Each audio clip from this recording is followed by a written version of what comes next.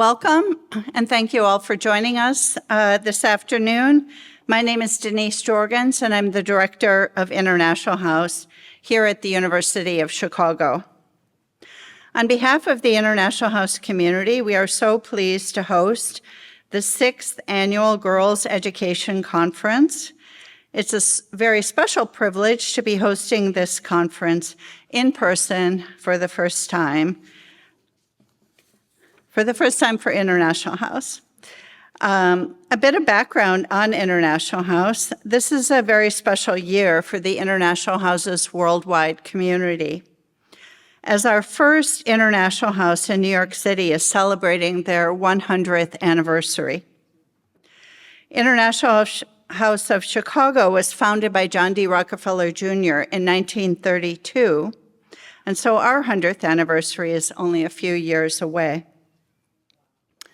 From the day International House opened its doors, our mission has been to promote cross-cultural understanding, mutual respect, and friendship among students and scholars, and on the part of the people of metropolitan Chicago and the broader communities that we serve toward individuals of all nations and backgrounds. Through the International House Student Life experience and our internationally focused public programming, such as today's event, International House is dedicated to transforming people's lives for a better world. This mission is further extended through the work of the International House's worldwide organization, which is currently a network of 16 international houses on 4 continents. We invite you to join us here throughout the academic year for many of our other Global Voices Performing Arts and Lecture Series programs. Information about all of our upcoming programs is in the foyer area and on our website, where you can also sign up to receive our weekly newsletter. On behalf of the Global International House community, I want to welcome you again and thank you for joining us.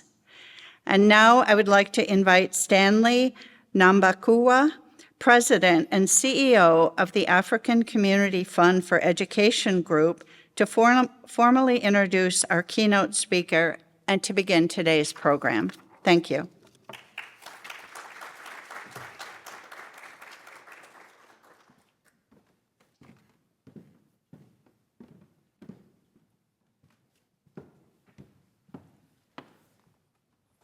Thank you, Denise. Just going to begin by giving a few remarks. Ladies and gentlemen, esteemed colleagues, distinguished guests, and passionate advocates, it is my honor to welcome each of you to the 6th Annual Girls Education Conference presented in partnership with the International House at the University of Chicago. Today, we gather not just as participants, but as pioneers in the movement to ensure that every girl, regardless of her circumstances, has access to the transformative power of education. Our theme today, fostering equitable access to education and technology for girls, captures the essence of the journey we are embarking on together. It is in this rapidly evolving digital age, and it is crucial that we equip girls with the skills and opportunity needed to thrive and lead. Some of our discussions today, as you will see, will relate to bridging gaps in access and preparing girls, particularly in remote areas, to embrace innovation and make a significant impact on the global stage. We are aware that technological transformation is an inevitable part of our lives, influencing students, educators, leaders, and society at large. Our mission is to create a new paradigm of equity-minded education that turns the ideal of equality into a tangible reality. Some of our distinguished speakers today will share the insights on that paradigm shift necessary to enhance accessibility in this digital era. I'm proud to represent the African Community Fund for Education Group, an organization that I founded 11 years ago with the hope to minimize the impact of poverty through education leadership development. We have been dedicated to facilitating education leadership programs for disadvantaged girls in Zimbabwe and South Africa. Our global campaign for girls is a testament to the power of collective action in championing the inclusive and sustainable education of girls. I'd like to take this moment to express my deepest gratitude to Denise Jorgens for her unwavering support and partnership in making this conference a reality. And I need to make it a point that for us, it's really not about the numbers, it's about the conversation. And you will realize, as many people speak here, that the conversation goes far and wide. It gets to be shared across the corners that we will never know, and it will change lives in ways that we may never thought possible. Her contributions have been invaluable to our mission and success of this event. Today, we stand at the forefront of change as educators, as investors, innovators, and inventors, each playing a vital role in shaping the future of girls' education. Let us be inspired by the potential within every girl to lead, innovate, and transform her community and the world. As you know, it has taken the world so many years to gain confidence in women and girls. And my deepest respect for each of you here is that you have been able to get there, and your presence here signifies a lot. Let us commit then to creating an environment where equitable access to education and technology is more than a goal, where it is a reality. Thank you for your presence and unwavering dedication to this essential cause. Together, let us make this conference a turning point for change and a beacon of hope for the future of girls' education. Before I introduce our keynote speaker today, I want to introduce a dear friend of mine. Her name is Lan. Lan is from Vietnam and is my fellow Obama scholar. There's Lan, you can stand up. Thank you for your support, and it's always good to see Obama scholars around. So I want to introduce to you someone who means a lot to me. And you should bear with me if I go off script here, because we share a history that is very strong. She has been like a mother to me. She has given me so much of what I believe is mother's love. I met Dory in 2018 at an event where she was just a speaker as well. And I was new to Chicago, and I had this fear of saying, wow, if someone is in the front and is the keynote speaker at an event, I think it's going to be very hard to talk to that person. So I took the chances of walking to her, and I said, look, I would want to just save your email and connect to you later. And I got the email and made my introduction. I didn't have an idea that we would come to this day, but she has been very supportive. So it is with great pleasure and pride that I introduce a remarkable leader and my longtime friend, an unwavering supporter of the CFE Group's work in Africa, Dory McWhorter, as our keynote speaker for the 6th Annual Girls Education Conference.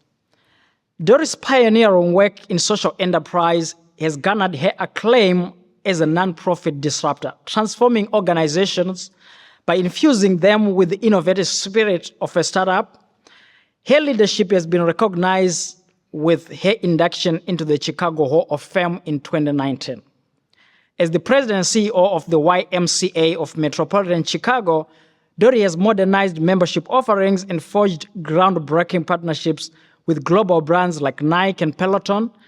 Her commitment to social impact is evident in her development of a community hub with net zero carbon emissions and a wellness center in Chicago. Dory's visionary approach extends beyond her current role. As the former CEO of the YWCA Metropolitan Chicago, she transformed the organization into a 21st century social enterprise, expanding its reach and financial capacity. Her dedication to women's empowerment is further demonstrated through her involvement in creating an exchange-traded fund, ETF, for women's empowerment. I think that was the first time I ever heard that a nonprofit created an ETF. But with Dory, anything is possible. With a wealth of experience across various industries, including her tenure as partner at Crow LLP, Dory serves on several boards, contributing her expertise to Lanzatech Global, Lifeway Foods, and more. Her influence extends to the accounting profession, where she actively participates in shaping its future. Beyond her professional achievements, Doris' civic and philanthropic leadership impacts numerous organizations dedicated to technology, arts, and global affairs, with degrees from the University of Wisconsin-Madison and Northwestern Kellogg School of Management, and an honorary doctorate from Lake Forest College. Dory exemplifies the power of education and leadership. Now, please join me in welcoming Dory McWhorter, a trailblazer and champion for equitable access to education and technology for girls.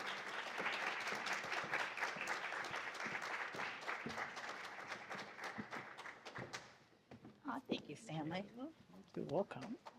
Thank you, Stanley. Stanley's so kind. At first, when he was like the motherly love, I'm like, more auntie, more auntie. I'm like, I ain't that old, Stanley, but I'm old, but that's okay. But no, Stanley, I love you dearly. I was so, Shelley, my good friend, and I, we were reflecting upon the time that I did meet Stanley. And so 6 years ago, Shelley at the time was, Shelley, I can't remember your role now at the time, Chief Transformation, like, what was it? Reimagination officer. And so Shelley, for the YWCA at the time, she was the first person when Stanley reached out and talked about this amazing concept that she then really partnered with Stanley to make sure that the very first Girls Education Conference was a success. And so it's just done my heart so much good to see this continued evolution of the Girls Education Conference and really see a dream that Stanley had planted back when he was an Obama scholar here at the University of Chicago, and being able to make this dream a reality, and that it still keeps going just warms my heart as an auntie, just so we're clear about that. So I'm just, so grateful I'm actually grateful that you brought me back because as Stanley mentioned, I, of course, absolutely got involved with this while I was the CEO of the YWCA Metropolitan Chicago. And now that I'm here and fortunate to lead the YMCA of Metropolitan Chicago, the importance of girls in their educational path is still very near and dear to my heart. So I am definitely honored to be here. So when I think about it, especially being here at International House and meeting Denise and just, continuing to be reminded of just the amazing gems that we have in this global economic center called Chicago, it's amazing to me how really inextricably connected we all are and how much of our individual experiences truly impact each other. As I think about your journey to get here, think about now I am feeling like very motherly because I'm like, I can't see my notes. I'm going to have to hold them up a little bit. But think about you, and I got contacts on, but think about your journey to get where you are now to this room at this conference today. What had to happen for you to even be in this particular moment? I can almost guarantee that each of you had a teacher or teachers who were pivotal to your choices. Someone without whose influence and impact you would not be at this conference today. It demonstrates that even if we may be acting solo in a particular moment, we are never a solo act. There is always someone or something that contributed to each moment, and you all here in this room are major contributors in the moments and the lives of so many. I'm reminded of this point on a daily basis by a quote by John Muir, who's a co-founder of the Sierra Club. And what he said that when we try to pick out anything by itself, we find it hitched to everything else in the universe. And yes, I would say that saying sounds like it came from a T-shirt because it literally did. I actually bought a T-shirt from the Give a Shirt organization who makes T-shirts, and those profits of the T-shirts benefit families who are experiencing homelessness. And so when I saw this shirt, though, I actually had to have it. But to me, it actually became something that I think are literally words to live by and for us to think about as we lean into the work that we're doing on a daily basis and think about exactly that we are all connected. So that also makes me think about ChatGPT. So for those of you who know me, you have to follow my squirrels because they're just all over the place. And so I literally go from random thought to random thought, but I actually think that that's how I get my best ideas. So if you stay with me for a second, ChatGPT. So I'm pretty sure this crowd is familiar with ChatGPT, but in case you're unfamiliar, it's an artificial intelligence tool that helps source and consolidate information on the internet and return answers to whatever question is posed based on what it finds. So just so we're clear, I did not use ChatGPT for these remarks today, but don't think I wasn't tempted because I was. But, so as I was saying, this quote made me think about ChatGPT, and here's why. Because you literally can ask ChatGPT anything and it will return information. So my next thought is, where did this information come from? Who put that information there? And when did they put it there? And when they put it there, did they know that it would become part of this huge data set now available for anyone in the world to access through ChatGPT? Or were they simply sharing some random thought that was perhaps going to be initially accessed by only a few people, if it by anyone at all? Or was it multiple thoughts, not just one?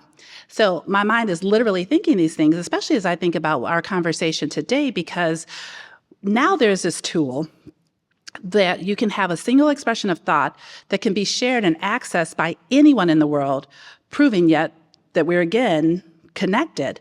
So as I think about speaking to you all, those who care about girls' education, I'm going to take a leap and think that you all may also have some thoughts about artificial intelligence and yes, perhaps even ChatGPT, and the impact that it's going to have on the future of learning. What does it mean for those that aren't accessing or can't access the data set, or for those who aren't aware that they're even contributing to this data set? I think about that a lot because I have a view that people can truly best serve the world or humanity by showing up in their unique and authentic selves. And this is so critical now more than ever because we are relying on these people, or what I tend to call these individual expressions of uniqueness, to contribute to what I'm calling this collective data set of humanity. So as we all shepherd our next generation of women leaders through the world, I know that your specific influence and support will play a major part in shaping and evolving their perspectives and empowering them to show the world just how amazing they are. Humanity is literally waiting for their contribution. Now, there is no pressure for them or you all, but we do need every girl, every future woman, as I like to call them, participating in this collective data set of humanity.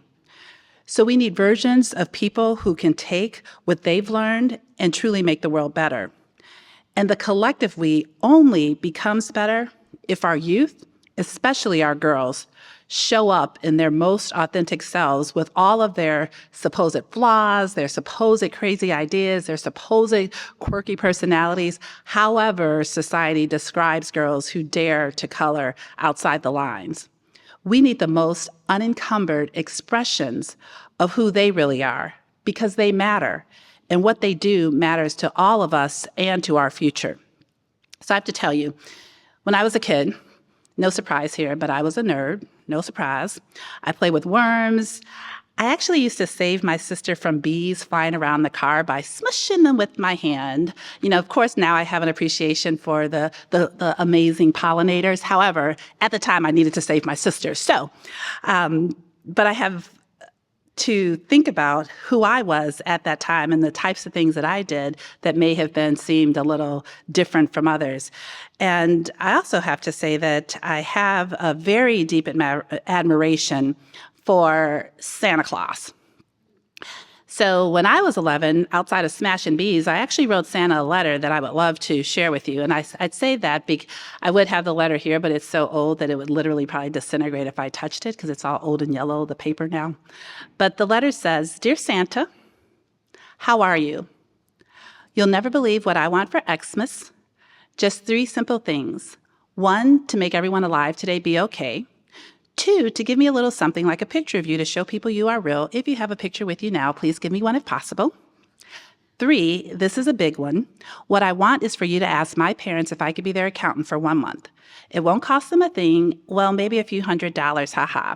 I just know I could do it. They can trust me. I just know I can do it. Please ask them for me. If they say no, please ask them to give me an explanation why or why not. I could start January 1st, 1985, which means I cannot be Stanley's mother, but please have them see me for more info. Thanks, Santa. Love your friend, Dory McGee. P.S. I left you a sucker. Right back, please. So, as you can see, Santa delivered. I became an accountant, I became a CPA, and became the first Black partner in my accounting firm and the first Black chair of the Illinois CPA Society. And I got to work at the YWCA Metropolitan Chicago, and now I'm working at the YMCA of Metropolitan Chicago to continue that journey to make sure everyone alive today is okay. So Santa absolutely delivered, but I'm still waiting for that picture. So when I found this letter that my parents saved, clearly once Santa had given it back to them, it made me realize that I've always had the passion for problem solving and a profound love for humanity. And I somehow knew this at 11 years old. So I share this with you as it is my hope that you continue to encourage our girls, wherever they sit in the world, to follow their passions and to follow their dreams, and that you can convey to them and to the rest of the world just how important that their passions and their dreams are to the rest of us. Maya Angelou said that a solitary fantasy can totally transform a million realities. She did not qualify who had permission to create that fantasy. All of us are change makers and can make a difference in this world just by showing up as who we are. Some of us had these fantasies early in life, and some of us are evolving our dreams on a daily basis. But the most important thing is that we're willing to act on them. So I ask you, in your work to support education for all girls, how will you continue to show up for our girls and encourage them to be their truest selves, to be the unique expressions of humanity that they are? How will you make sure that they are empowered and contribute to the rest of the world and contribute to ChatGPT? So while you think about that, I'll close with a few thoughts that I borrowed from ChatGPT because I couldn't resist. I had to ask the question. So I asked ChatGPT, what advice do you have to empower girls' education globally? So after going through a few pages of actually some really interesting stuff, I did like some of it. So I just took a few nuggets from this. So what ChatGPT says is empowering girls' education globally requires a multifaceted approach that addresses social, economic, and cultural barriers. Some key strategies include remove financial barriers, promote gender-sensitive policies in schools and education systems, engage communities and families, tackle child marriage and early pregnancy, support teachers and school leaders, invest in safe infrastructure, leverage technology, address health barriers, support lifelong learning, and then finally, collaborate globally. Governments, international organizations, businesses, and civil society must work together to fund and implement initiatives that support girls' education. By tackling these challenges holistically, we can empower girls through education and help them unlock their full potential, which in turn benefits their families, communities, and societies. I would say that ChatGPT kind of nailed that, right? So I want to thank you all again for doing exactly what ChatGPT said and collaborating globally so that we can impact the life of our girls. So thank you again for inviting me to participate in this conference. And thank you for all of you that contribute on a daily basis by being your own authentic selves and encouraging our girls and young women to be themselves as well. And I really hope that future generations are able to use ChatGPT and get information filled with all the wonderful contributions that each of the girls, the future women that we're trying to serve, have absolutely been able to make to the world. So thank you.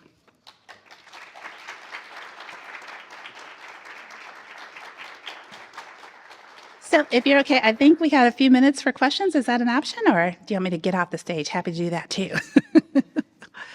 Y'all tell me. Oh, okay, perfect. Thank you. Thank you so much.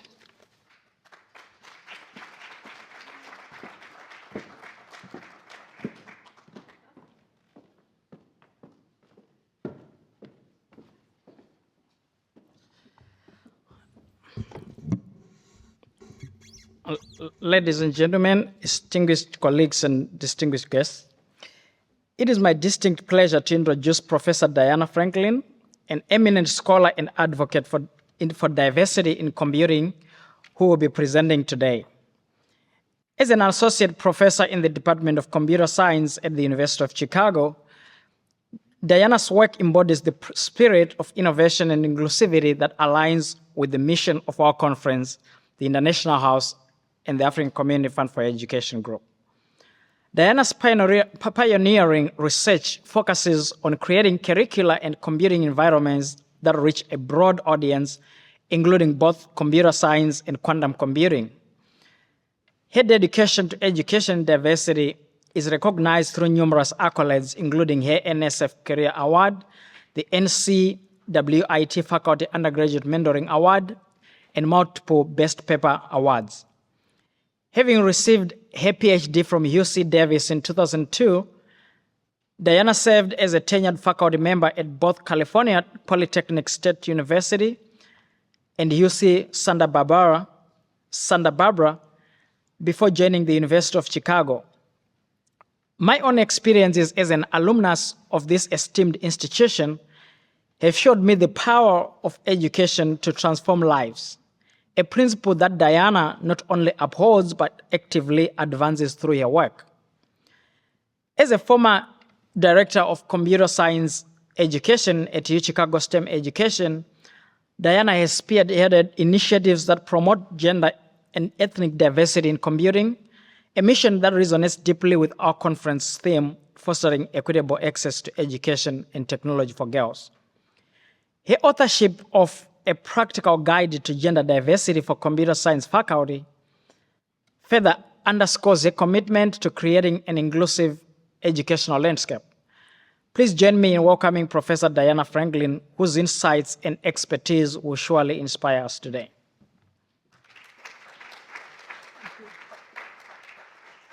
Thank you for that generous introduction, Stanley. So today I want to talk to you, the theme for this conference is about providing access for girls in education. And what I want to talk about is what happens once we get that access. How can we go beyond that? Because access is necessary but not sufficient. So you might have seen this figure before, this depiction of equity, and the theme of this is that we have to find solutions that are appropriate to people. And so if we say, oh, we're going to give everyone the same, then that doesn't recognize that people have differences and they have different needs. You don't give a Band-Aid to every child when one child needs a Band-Aid. So we want to tailor things to students. But in education, what are those boxes? What are the supports that we need to look at? And so the way I view it with education and the history of computer science education and access is, first, we have opportunity. And that means that there are things available for people to get, like summer camps and after-school programs. But the problem is that just because there's an opportunity doesn't mean everyone can access it. Not everyone can bypass the bus and come home at a different time during the day. Not everyone can afford to go to summer camps. So this isn't really equity yet. Okay? After that, we have access. That would be if we were in every single school and every single student were able to access the education. Okay? But even this isn't quite enough. We did a study in San Francisco Unified School District in which all of the students were getting the exact same computer science instruction.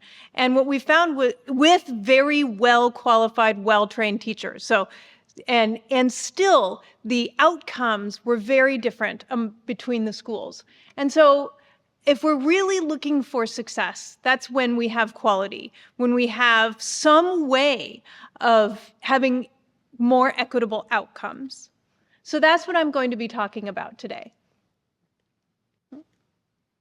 All right, so what I'm going to be talking about is culturally relevant pedagogy. So this is a pedagogy that looks at how can we make sure we're doing a good education to students from diverse backgrounds.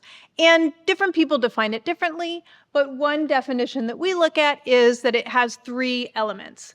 One is academic support. We need to recognize that different students might need different academic support, so we need to provide that difference. And then another aspect is cultural competence.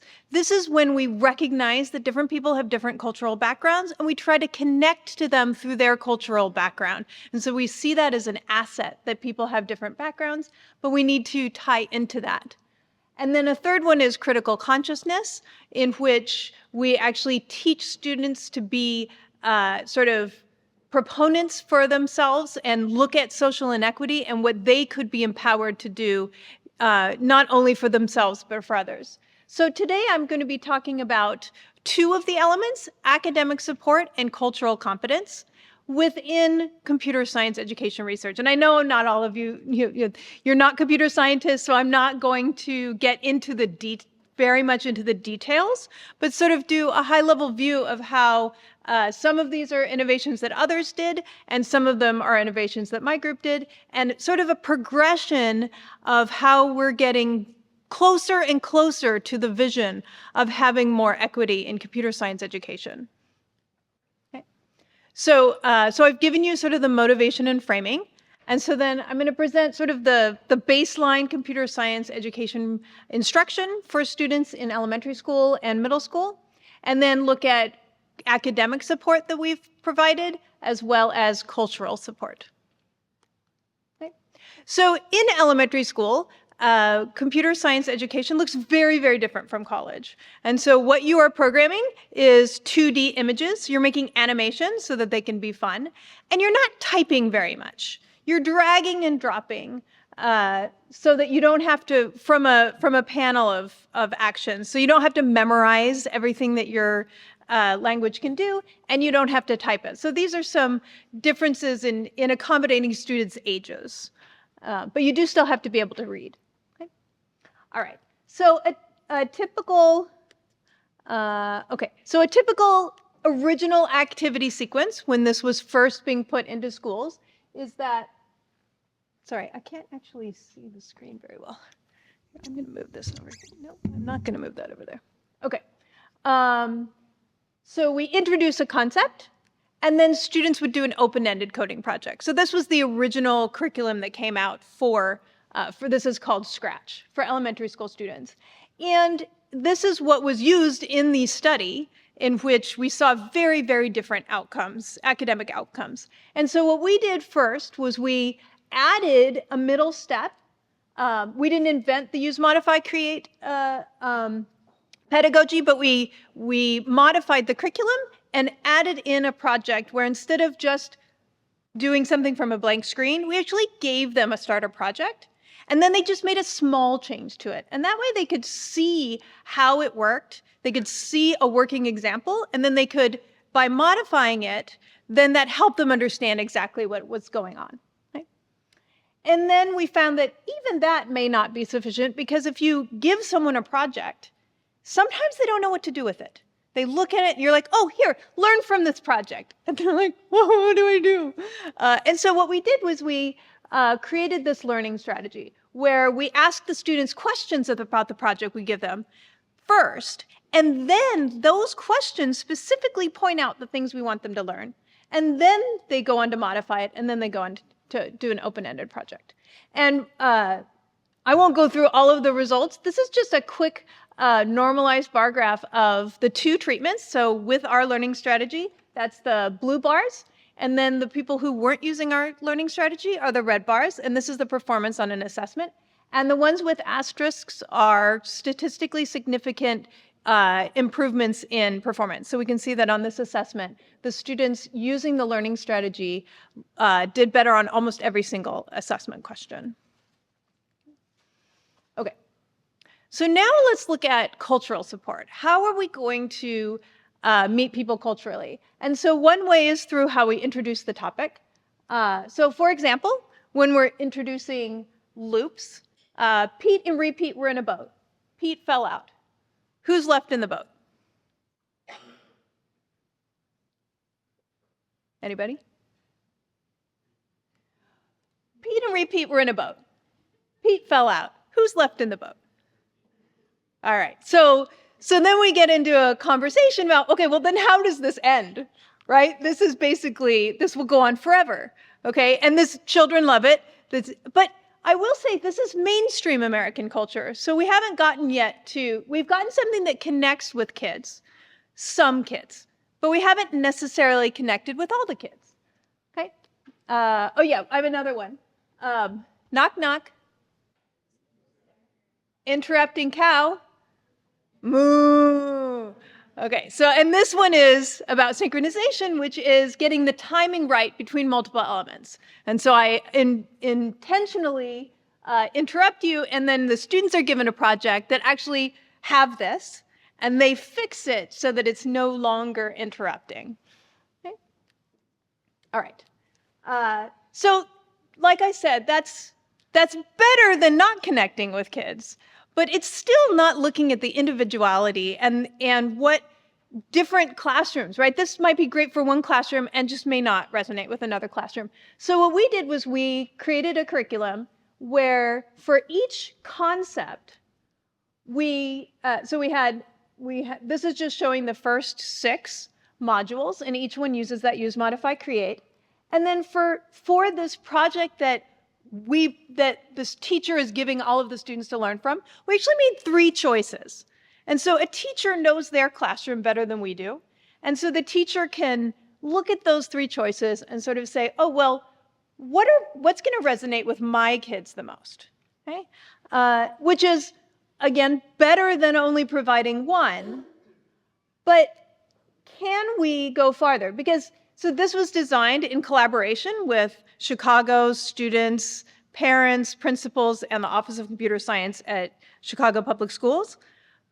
And that's going to reflect the interests of Chicago school children. And so this may not be appropriate for rural Nebraska or for Southern California. So we want to have some way that a teacher could redo this for their own. So what we're working on now is creating project customization guides. So we have these 3 examples, and what we do is we distill what's important about these examples.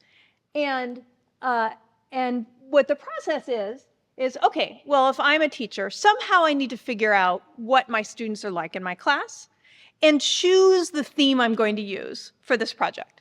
Okay? And then I choose my baseline project from the ones that we have. And now I need to think of a project. What would be a project that's equivalent to the one that we provided, but is related to the theme that I think my kids are going to really like? Okay? And so then you have to implement that project, which involves hopefully not very much coding, because if it's similar enough, then you don't have to do anything. But you would have to draw the assets. You would have to draw those 2D pictures, the background and the characters. Okay? And then we have those questions about the project. So now you need to swap in your pictures into those questions so that students can be asked questions about the new project. Okay?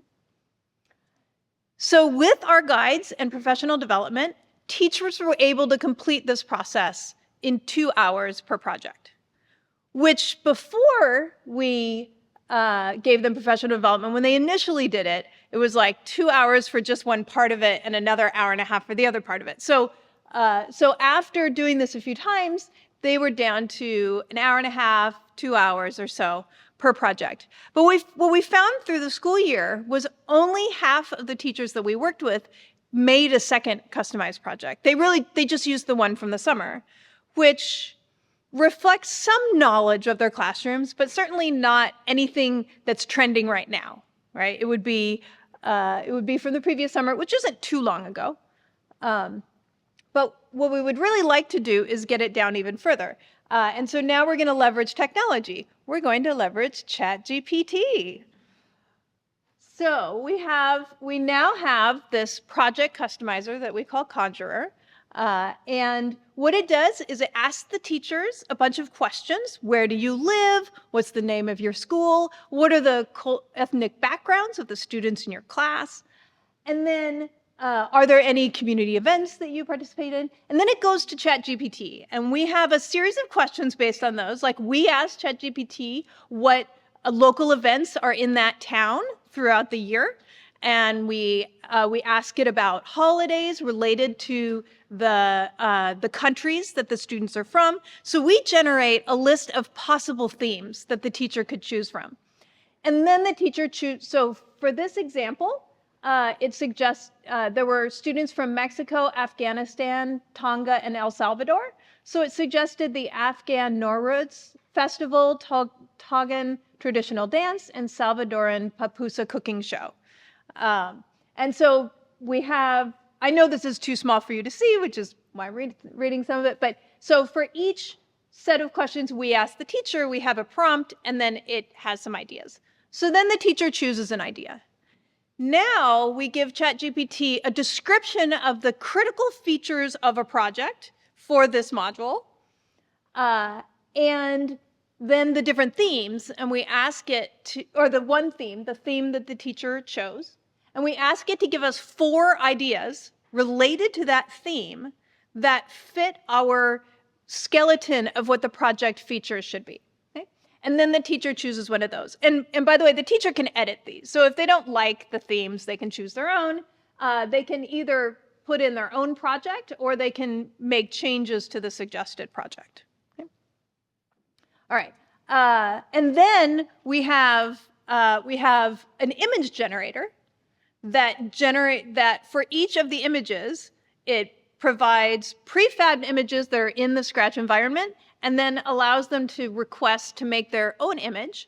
And then, for example, for people, it asks about what skin tone do you want, what hair color do you want. So it tries to get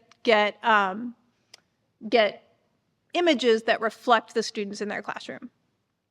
So with Conjurer, we got down to about 15 minutes per project for project creation. So we're currently, this is the first year of trying this out. We just got it done in the summer for professional development, and we've added some more modules, and we're gonna see how the teachers do this year with it and see if they're using it more than when it took 2 hours. Okay? So I think the takeaways that I've gotten from doing this work and this progression through the years is that access is necessary, but not sufficient, right? I really launched with that because we spent so many years just trying to get computer science into the classroom. And then all of a sudden, once we were in the classroom, we started seeing that we really need to work harder than just get it in the classroom. The other thing is we need to attend to both academic and cultural needs, because in fact, that the initial curriculum that was designed with open-ended project, that is culturally relevant because students can do their own project. And so, but it didn't do the academic support that students needed. So you have to do both. Right? But once you provide more structure, you're taking away some of that personalization that the student got to do initially.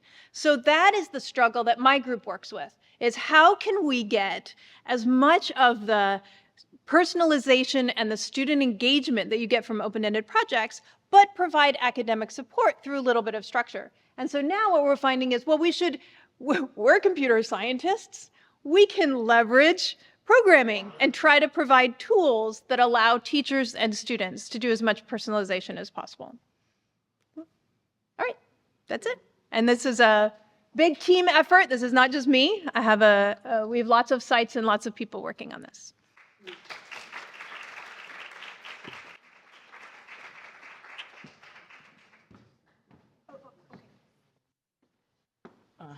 Dory, maybe. So I'm going to introduce Ashley Cisneros Rita.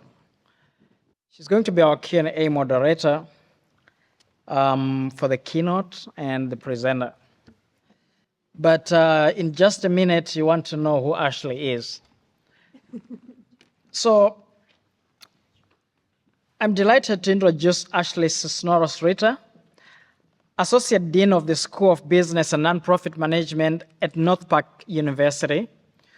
With nearly 20 years of experience across education, nonprofit management, and human resources, Ashley specializes in creating meaningful work environments and promoting intersectionality in workplace culture. As Practice Director of Chicago Career Consulting, she empowers individuals to build fulfilling careers Her academic and professional focus on leadership, DI and B initiatives, and issues like burnout reflects her commitment to equity and justice. Please join me in welcome Ashley Cisneros-Rita, who will be expertly moderate our Q&A for the keynote and presenter.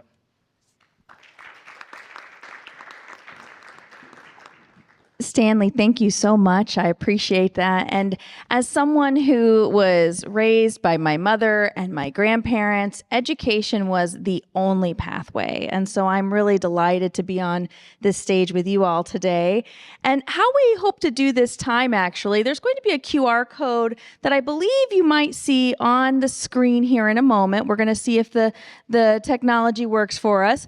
And what you can actually do is enter your questions that you'd like to ask right into that QR code. Now, if we don't get the QR code up on the screen, no problem. We can just do it the old-fashioned way. You can raise your hand, but we'll just give it a moment here. I think that could be something that I believe we'll see up on the screen in just a moment. And in case you're curious, that's why I have my phone with me, because the questions will go directly to my phone. So I'm going to give it another 10 seconds or so. And I'll also mention this, if you would like, you can go to Menti, MENTI.com, MENTI.com, and you can use the code 1457-2437. I'm going to read that off one last time, and then we're going to start with the questions. MENTI.com with the code 1457-2437. This allows us to have, in case you are someone who would prefer not to speak up, you can enter your questions that way. Okay, so I'm going to monitor them here for a moment and see if anything comes in. I'm going to go ahead and get us started, though, with my question while folks enter their questions. I'd love to hear what has made this cause personally important to both of you. I think we have a sense of that to some extent, but I'd love to hear just an element of your own personal story that keeps you committed even when this kind of work can be difficult. And yeah, we'll start off with you, Diana. Yeah, well, so ever since I became a professor in 2002, I was doing outreach. And I mean, when I was a child, we didn't have computer science in schools at all in the 80s. And in high school, it was usually just the boys, right? It was really the boys' domain. And so when I got to college and I took a class and I thought, oh, this is actually fun, right? So I majored in computer science because I grew up below the poverty line and I needed to choose a major that I felt I could have a financially stable career. And so that's why I chose it, not because I liked it, not because I knew much about it. And then I turned out to enjoy it. And I thought, well, women need this, right? We should be financially independent. We need to have this power in our lives. And so I really wanted girls to be exposed to it before college so that they could choose to major in it if they wanted. Thank you so much, Dory. Yeah, and building off of what Diana said, it's interesting for me, this became a passion. I would say as I was working at the YWCA Metropolitan Chicago, of course, the focus on women and girls is part of the organization's mission. But as I even reconciled sort of how I grew up and understanding that, yes, my mom was a young parent and had two of us earlier in life. And yes, her background was, growing up in Robert Taylor homes, not too far from here, and being able to then move us to Wisconsin as younger kids. But no one ever told us, I didn't even know what the poverty line was, right? Like no one ever told us that was part of our existence. What we saw was that, yes, I went to Head Start. My mom enrolled us in Head Start. And so always gave us access to whatever education she could get for us. But knowing that, and I still was allowed as a young girl, as a child, to just explore the possibilities. So this is really dating me. That not that Stanley didn't date me already, but but like we had like Texas Instruments, right? We had these little TI things in our house. I remember. Yeah. So having those type of access to things, but no one told us we were in the poverty. So to me, it's like, what are we not giving to girls, or how can we help young girls just know that literally anything is possible? So I grew up believing literally that anything was possible because no one told me that there was a poverty line. No one stopped me from doing anything.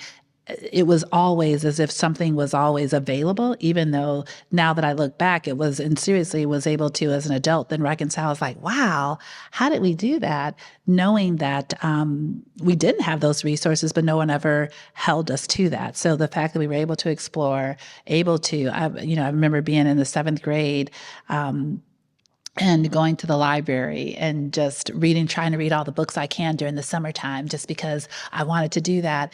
But again, if we have access to those things and encourage young girls to just do what they feel inspired to do without any barriers, I just think that that's so significant for the rest of us. And we just don't know what a world looks like when we fully empower everyone in it. And so that's, for me, is what drives me every day. It's like, y'all, we are missing out on half of humanity just by putting restrictions and limitations on people for arbitrary reasons. Missing out on half of humanity. I think it's interesting that we all have this common thread. And one of the things I'm hearing is just simply that, education was the pathway, and there was no imagined limitation, even if there was a systemic one or a perceived one. Guess what? We do have some questions coming in on our technology here. So I'm going to take a moment, and you mentioned the size of font. I'm going to actually make mine a little bigger here and read off one of our questions for us. Okay, here we go. So first, let's start here. What would you say is the greatest barrier to equity in education for girls today?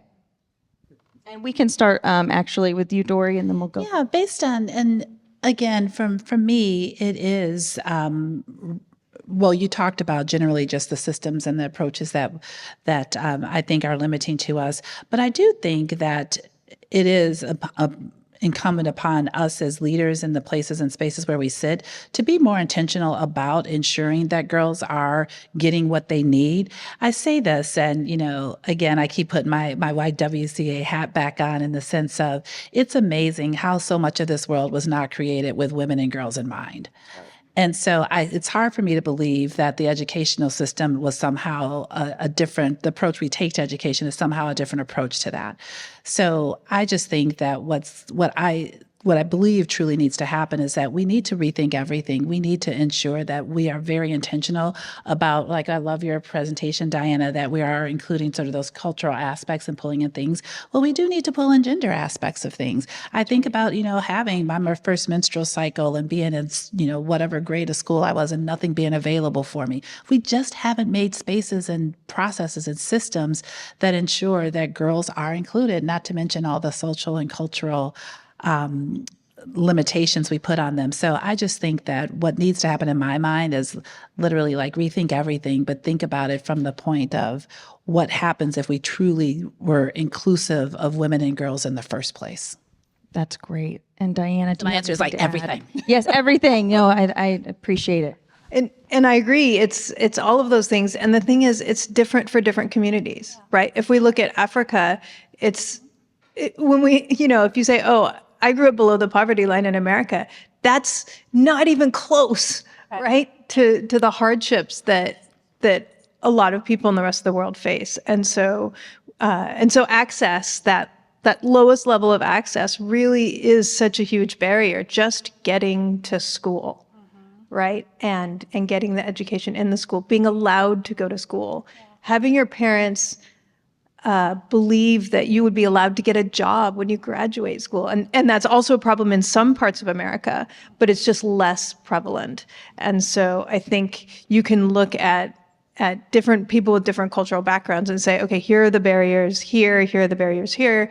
And your point about, menstrual products in schools, like that is so huge. Yes. And it's one of those things that if you're not specifically thinking about girls, you're not going to make that solution. And then once you think about it, it's like, well, of course we should be doing this, right?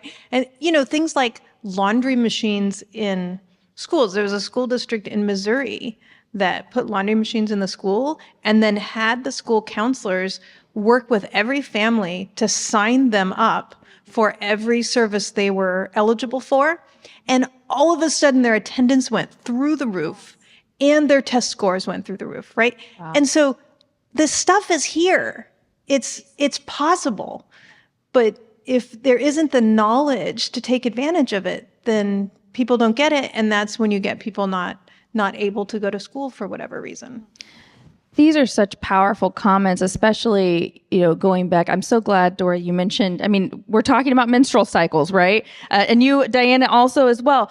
Just before coming in here, I saw on LinkedIn that someone posted, a very notable researcher talked about National Menopause Day. And I paused for a moment and thought, and yes, this is part of a world with women in it. And I think that is something that we have to, again, reimagine the world around these things. And recognize to that point, Ashley, that all of our experiences matter even at the very earliest of ages, right? And so if we can, normalize women's experience at the earliest of ages, by the time we get to the menopause phase, we're good too, I wouldn't have to pause when I look at LinkedIn and go, can I like this? Is that right? So I love all the questions coming in. I'll share another here.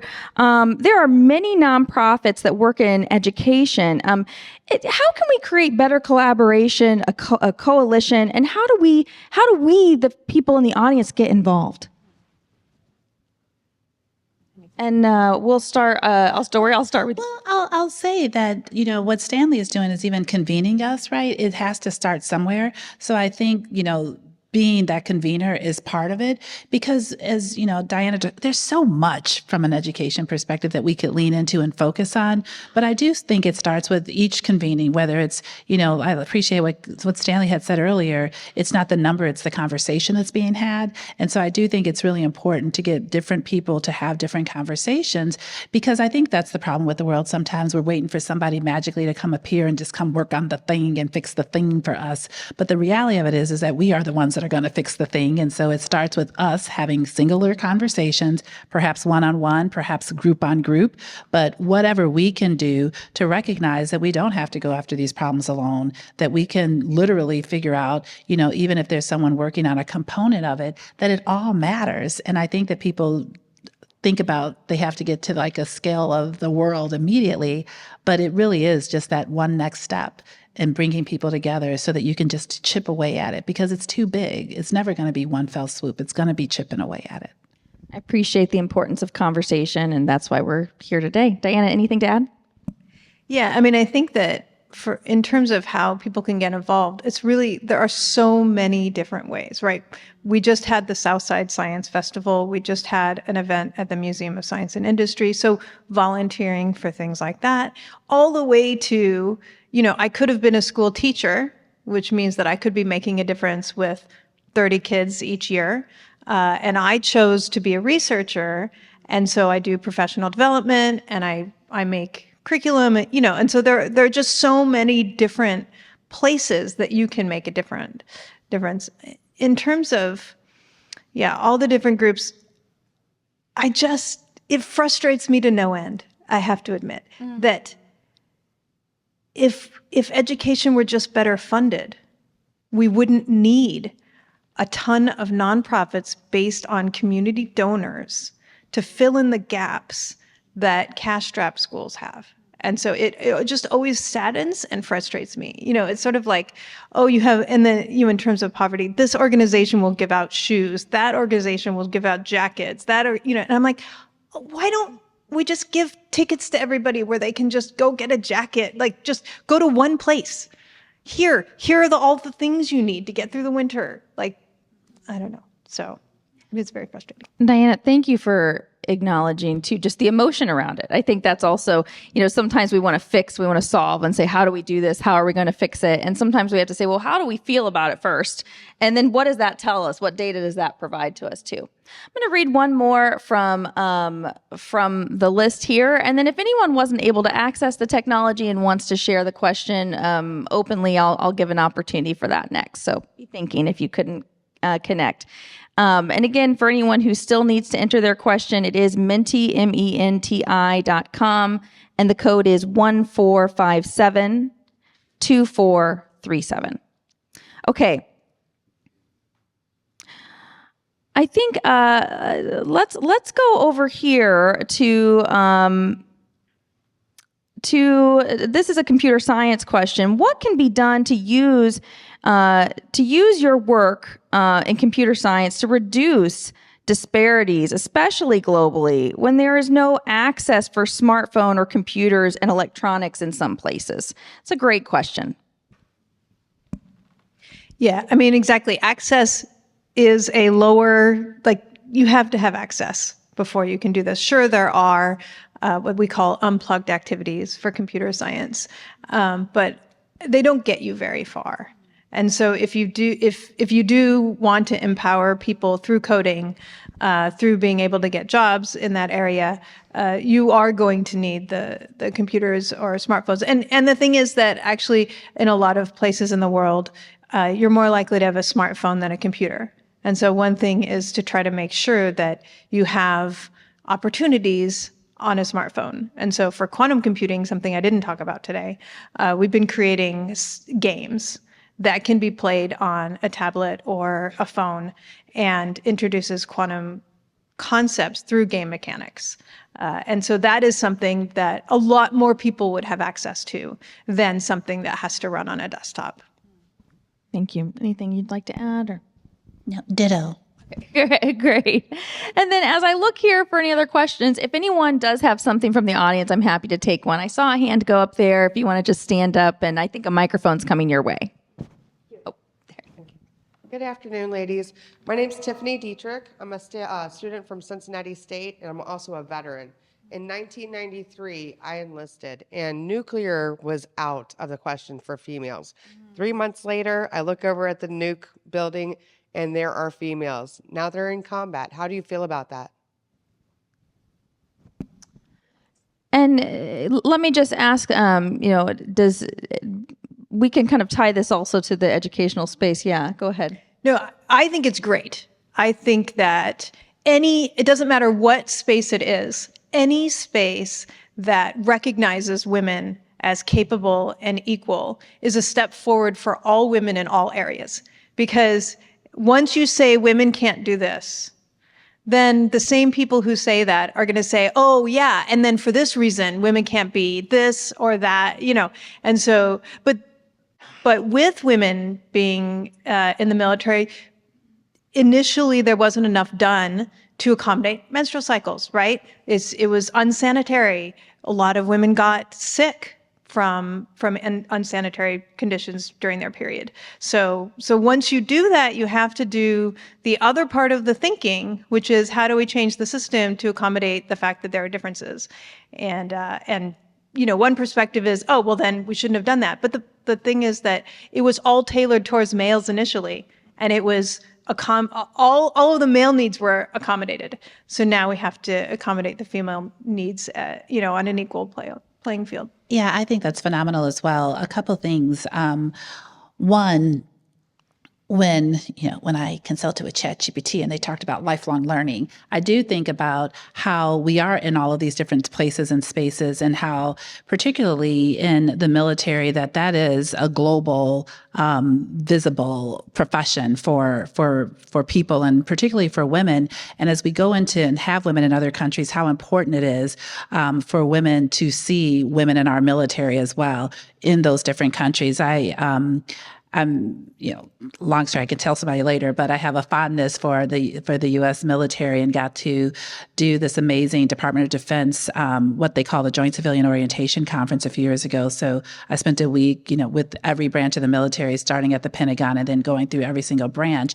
And what I really got an appreciation for is that how we are all needed to not only make our country safe, but really the humanitarian efforts that the military does to have women in all of these places and spaces, and for women to be. So when we were going to, the education institutions for the military and seeing these women that are part of those groups now just really demonstrated to me how important it is for us to be in all the spaces and places. And so particularly our military, particularly too, as we do humanitarian efforts that are often involved saving other women in other countries and supporting other women in other countries. So I just think that that's so important for all the places and spaces we are. Well said. So we're actually coming to close to the end of our time. We've just got about 2 more minutes. And so I actually, rather than just having another, unless there was another question already in the mix, what I'd like to do is just give you an opportunity to make final comments and things that you want to leave a final thought with us as we consider the theme of our time and things you'd like to convey. Well, the first thing that comes to me, and that really sparked by your question, is that yes, while we're talking about girls' education, I think us as people, us as women, being lifelong learners is really important. That we never stop learning and never stop contributing our perspectives to all the places and spaces that we show up. I'm reminded, particularly because we're here in Chicago, that when Amoco, before it got bought by BP and became BP, Amoco, of course, now BP, but there was a story, and I checked with some people, so now I know this story to be true, that there was a meeting that occurred, and there was a woman at a meeting that said, I can't pay for gas easily without getting my kids out the car and going to pay for gas, and so, which is a pretty big inconvenience for such a short transaction. And so that's ultimately what became the reason that we got pay at the pump. And so what I think about in that moment, is how much of the world would be a different experience and effectively better off if we all were able to give our perspectives and contribute to that. So I think that we have to, as women that are here today, continue to set that course to demonstrate to girls that our perspectives matter and hopefully have them show up with their perspectives much earlier in their life than many of us were allowed to do at that time. I often say too, that some man must have said that we needed TV because now we got gas station TV and ESPN at the pump, which I don't know that that's as necessary. However, all perspectives matter though, right? And so I do believe that if we can just continue to be role models and bring our perspectives, and we give that pathway for girls to contribute as well. I just want to add that I think when we think about just even believing that our perspectives matter, that's starting right there in every community across the world, understanding what can I do to make sure people know their perspectives matter, and particularly young girls and women. Thank you. And then final takeaways, Diana. Yeah, I think I like this theme of if we do this for girls in education, what are the broader impacts? And I think, having women on design teams and making everything better, right? I have a lecture on like all these different products that have, killed women. As someone who's under 5'2", I'm the height of like who could have been killed by an airbag. And so that's near and dear to my heart. But, and also I think that if women are raised more equally in the schools when they go to the workplace, then they can make a difference. And in computer science workplaces, it wasn't until the CEO's daughters were becoming computer scientists and were telling them how bad it was for them that businesses started putting daycare in the business site. And I think that's both sad that those guys didn't care until it was happening to their daughters, but also good that that's a way to change, right? And so I think all of this, the impacts are much broader than we might think. Thank you both so much, Dory McWhorter and Diana Franklin. We are grateful for your time here today. Thank you.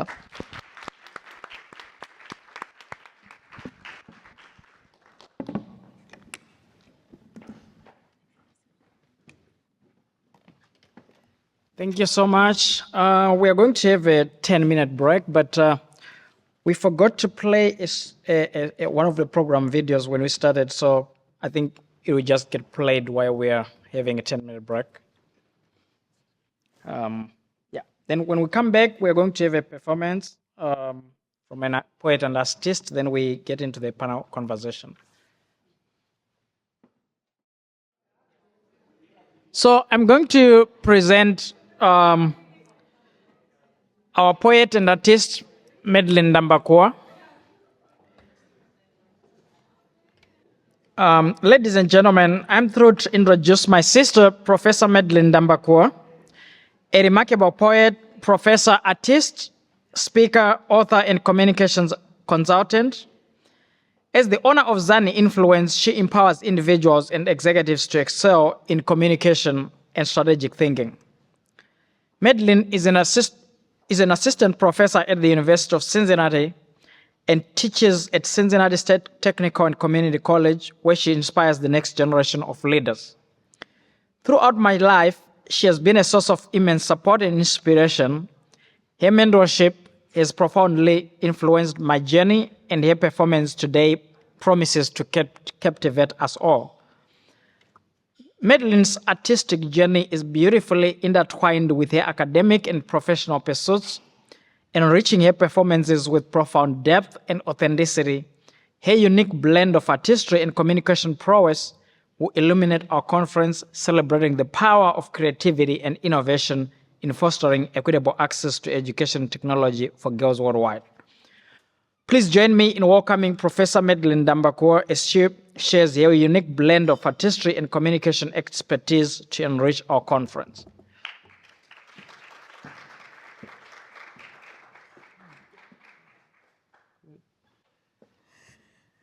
Thank you. And thank you, Stanley. Thank you for, I'm not quite sure if it is. Okay. I think this will free my hands. All right. Thank you, Stanley, for that beautiful introduction. And I wished our family was here to hear that. Thank you so much. And we cannot tell you enough, or maybe we don't tell you enough, how much we are proud of you and how much we appreciate what you do. And thank you for being there for us girls and for being a wonderful father too to my nieces. Thank you. I just want everyone to say, fly, go, fly. Oh, come on. Say it more lively. Fly, go, fly. All right. So I'm not going to do this by myself. You all are going to help me when I say that line. All right. So the title of the poem is Fly, Go, Fly.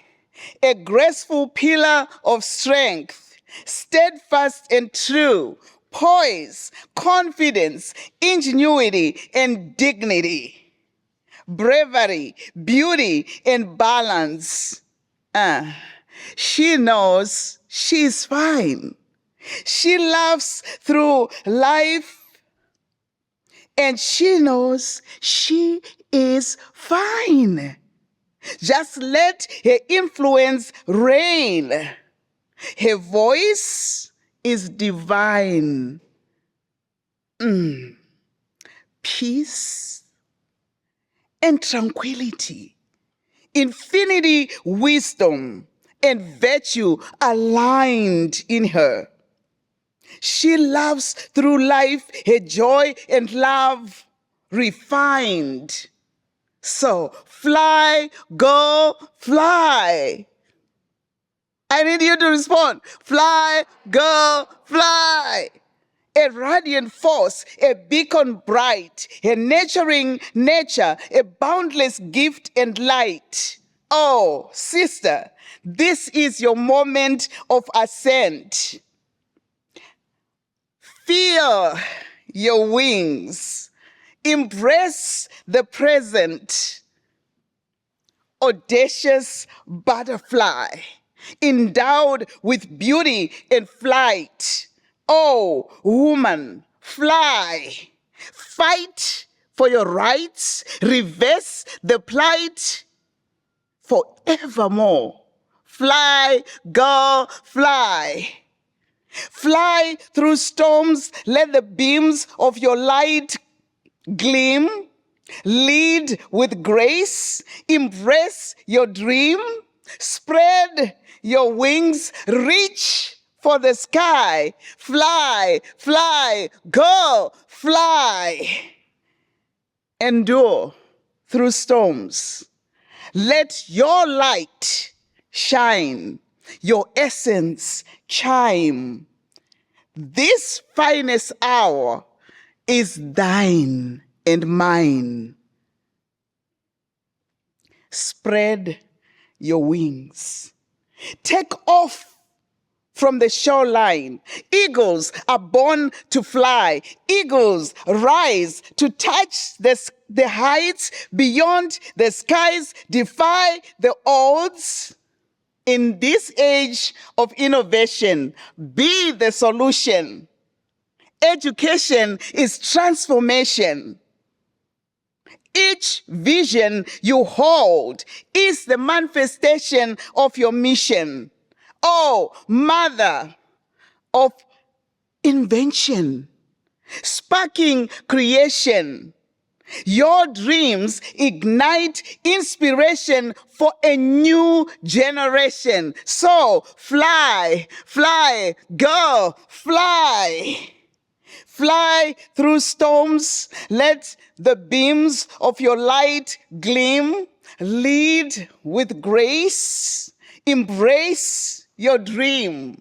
Spread your wings, reach for the sky. Fly, fly, go, fly. Collaboration is beautiful. Affirm sisterhood. Thrive in unity. Embrace your power. Walk in integrity. Believe your purpose and your strength. Take to the sky. Fly. Go fly in timeless grace. Elevation unfolds into an endless space. Your rhythm sublime. Fly, fly, go, fly. You have no limit through space and time. Your rhythm sublime. Fly, go, fly. Reach for the sun. Your journey has just begun. Fly, fly, go, fly. You and you and you and I, we together, we are an inexhaustible treasure. Don't wait. Fly into your endless space. Fly, fly, go, fly.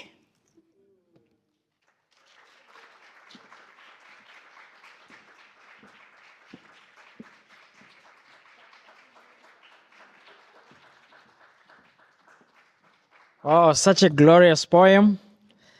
I'm going to introduce our panel for today, and I'll begin with the panel moderator. I think you can all just walk to the front while I make some introductions.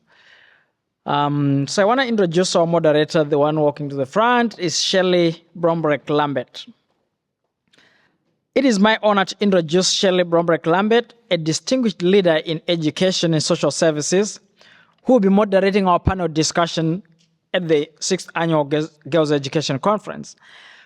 With over 30 years of experience, Shelley excels in crafting strategies that empower organizations by leveraging their greatest asset, their people.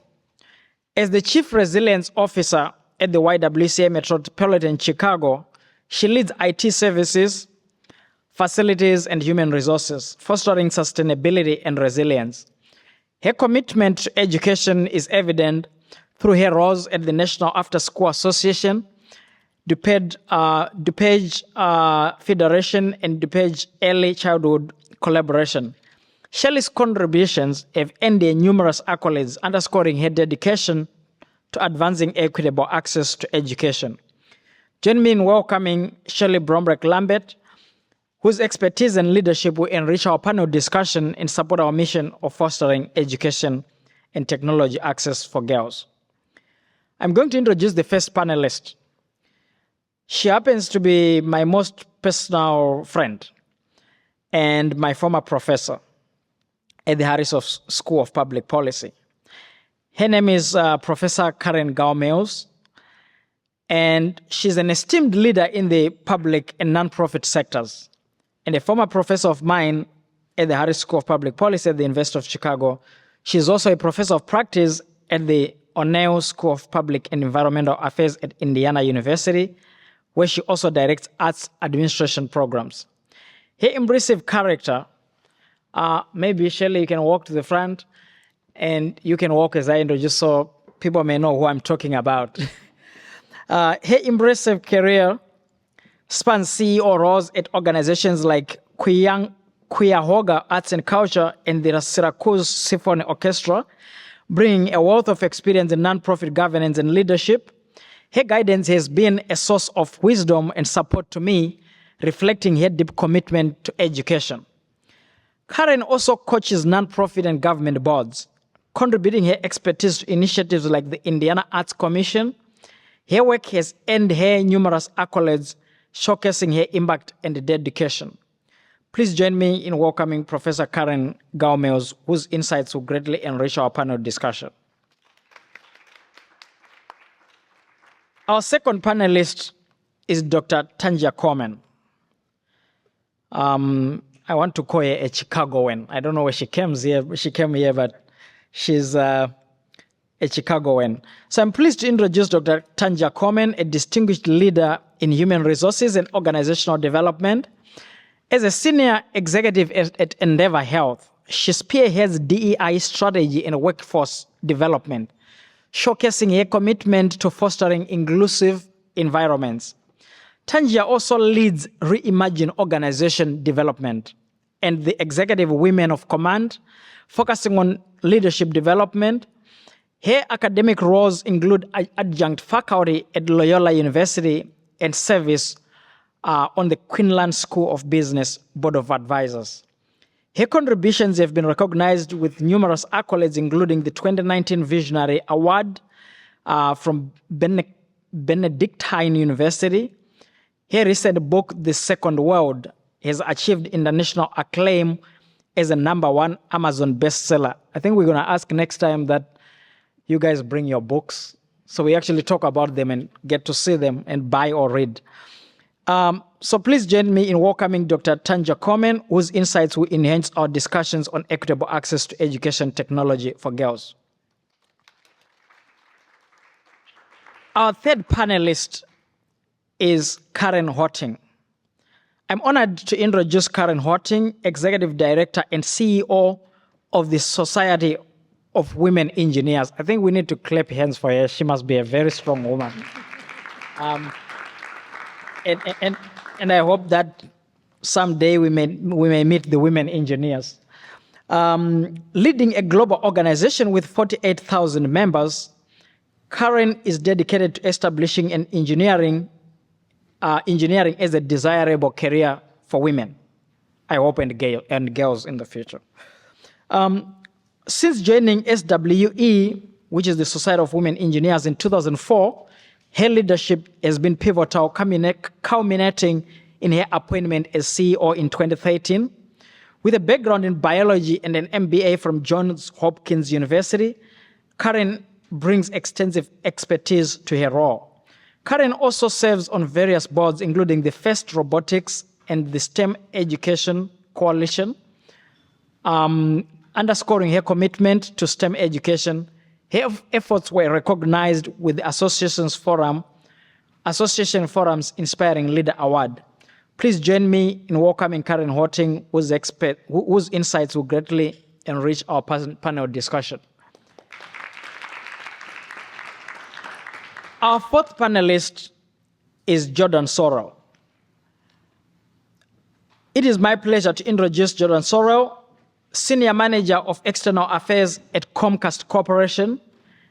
In this role, Jordan oversees foundation grants and strategic partnerships in the greater Chicago region, enhancing Comcast's community impact.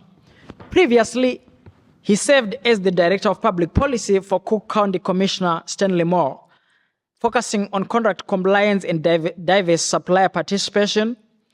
His civic leadership extends to roles as board president of the Southeast Chicago Commission and involvement with organizations like 100 Black Men of Chicago.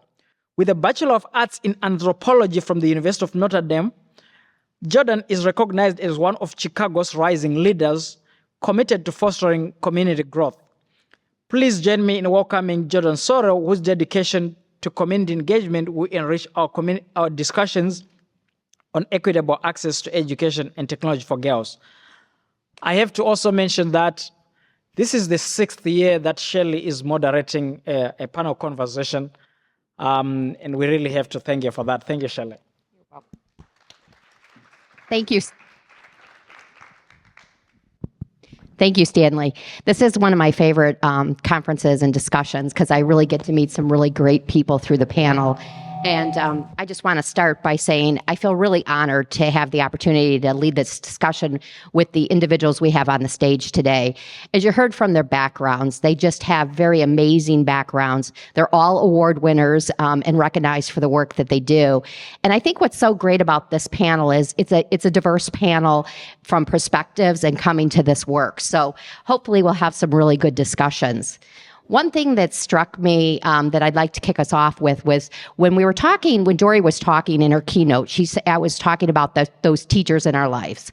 And one of the things when I was reading all of your bios and preparing for this, one of the things I think everybody on the stage really had was a passion for education.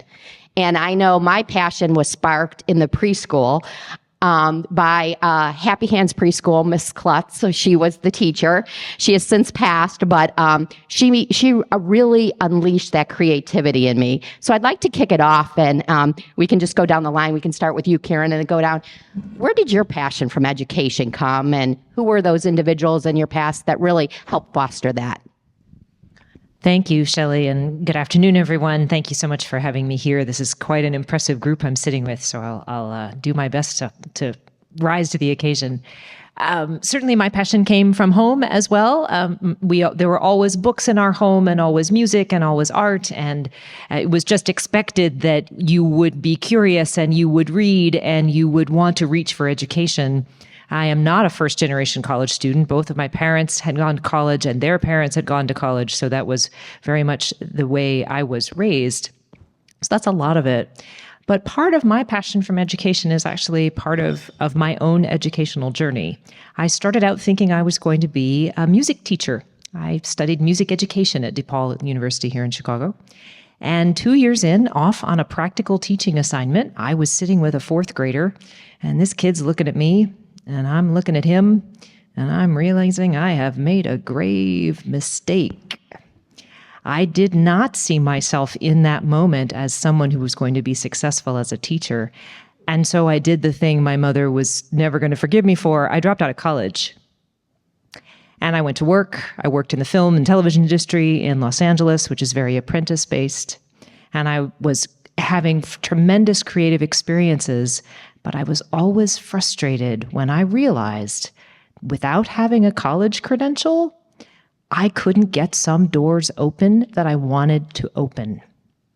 And so I came back to Chicago and I went back to school and I ended up in graduate school here, but I fought for my education, an education that I willingly gave up. So that wasn't so smart on my part, but I fought to get it. And that really made me passionate about anybody who wants to fight for education. I want to fight for them. Thanks for sharing that. I think this is on. Yes. Good afternoon, everyone. I think my integration with education started at a very young age as well. I happened to be the youngest sibling. So my brother was 5 years older and I was younger, and I wasn't quite old enough to go to Head Start yet.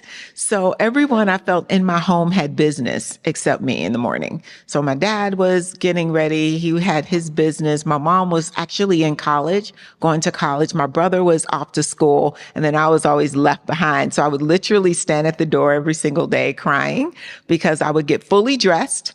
And I mean, with accessories. If it was raining, I had an umbrella, I had my purse, I was ready, and I was coordinated somehow at a young age. I don't know how that happened. Are we surprised with the shoes? But it got so bad that my mom actually dropped out of college until I was old enough to go to Head Start. But I always had like an affinity towards books as well. Even though I live downtown in a condo, that hasn't stopped. So I have all these bookshelves crammed with books, like on top of other books, even to this day. But one of the things, as you all, some of you may remember, you might not remember, but in Head Start, and until you probably were about in third grade, you weren't allowed to take your books home with you. They had to stay at the school. And so then that became another crying session for me. So I would go home and I would tell my mom these stories, and she would actually have to go and get the books for me so I could have them at home. So I would always do my homework ahead of time so I could be a terror in class with everyone else. But my work was done. So I was talking with people and busy, and my friends were trying to get their homework done, but mine was already done because I had the books at home and they didn't. So I always had like a competitive advantage as far as education because my mom was an educator. She was actually a teacher and a social worker. But then as I grew older and we relocated to an area where I was the one of two African-American girls in my class, and we had two separate classes. So it was 1 and 1. So I was the only one in my class. I realized that how important telling stories were and how important representing different cultures, how important that messaging was. And so they would play these things in school around Black History Month, and you only heard about Dr. King and Rosa Parks, and then they showed some parts of Africa. And then everyone would turn around and look at you like you had just arrived. And I'm like, well, I haven't been there either. I would love to go. And so I actually went to the school superintendent and I said, with, of course, my mom, and I said, we need cultural, historical education in our district. Well, at the time I said school, but what happened is it happened across the district. And it was at the time a quarter of kind of cultural history, where it wasn't just one day where you had two people that were talked about year after year and one country studied. It ended up being a multicultural type of experience. And it went from being a quarter to just being interwoven into the educational curriculum of my high school that still lives today. So even as a young person, I realized the importance of storytelling and representation, because what people learn, particularly at a young age, is what they carry and covet it for most of their lives until someone tells them otherwise. So I've always been a steward of education. And one of the things I always tell people is education can be a means to an end, but it also has to be somewhat of a passion. You have to just enjoy learning because you'll never stop learning. When you stop learning, you stop growing, you stop advancing, and you stop being a critical thinker and having an impact in the world. And so education is kind of the conduit for all of those great things. I love that story. I love that you were an advocate even at such a young age. So it shows you that you don't need to be any age. You can always drive change even at a very young age. Karen. Yeah, for me, I was fortunate. I'm the daughter of two educators. So it was, from a very early age, it was clear to me that, I was going to follow a path of education. Growing up, we went to the library one night a week, so I became a voracious reader and really was fascinated in reading about foreign places. Now it's kind of funny because I usually fly about 100,000 miles a year going to these far-off places. But so I knew that pursuing education was important because I saw that. My dad was a big advocate for me. He would always tell me education is the one thing no one can ever take away from you. And so how important it was to have that asset. And then once I graduated college and started working in industry, I was working in a very male-dominated industry, and it became clear that I needed a competitive advantage. And so the organization I was working for at the time would pay for you to go back to graduate school. So I went back to graduate school and got my MBA, which then just opened so many more doors because it gave credibility to sort of my business acumen. And so whenever I'm out talking with SWE groups on campus, I always talk about, if you go to work anywhere that will pay for you to get an advanced degree, take advantage of that, because it's a huge benefit. And again, education just opens so many doors. And back to that point of, once you have it, no one can ever take it away from you. And I think particularly for women, that's so important. You know, we talk a lot about at SWE, a STEM degree and the incredible career and living you can earn as an engineer. And I think it's so important for women to have that ability to have a career and to be able to support themselves and support a family. And so I think the more we can talk about the value of education and the life you can have when you have that education is so important. Karen really is a rock star among the college campus of SWE, because my daughter, I told her I happened to know Karen, and it was as if though I knew the president themselves. She's like, "You know her? Do you know she's the CEO?" And I go, "Matter of fact, I do." Jordan. All right. Hi, good afternoon, everybody. I'm glad I'm here. Thanks to Uber.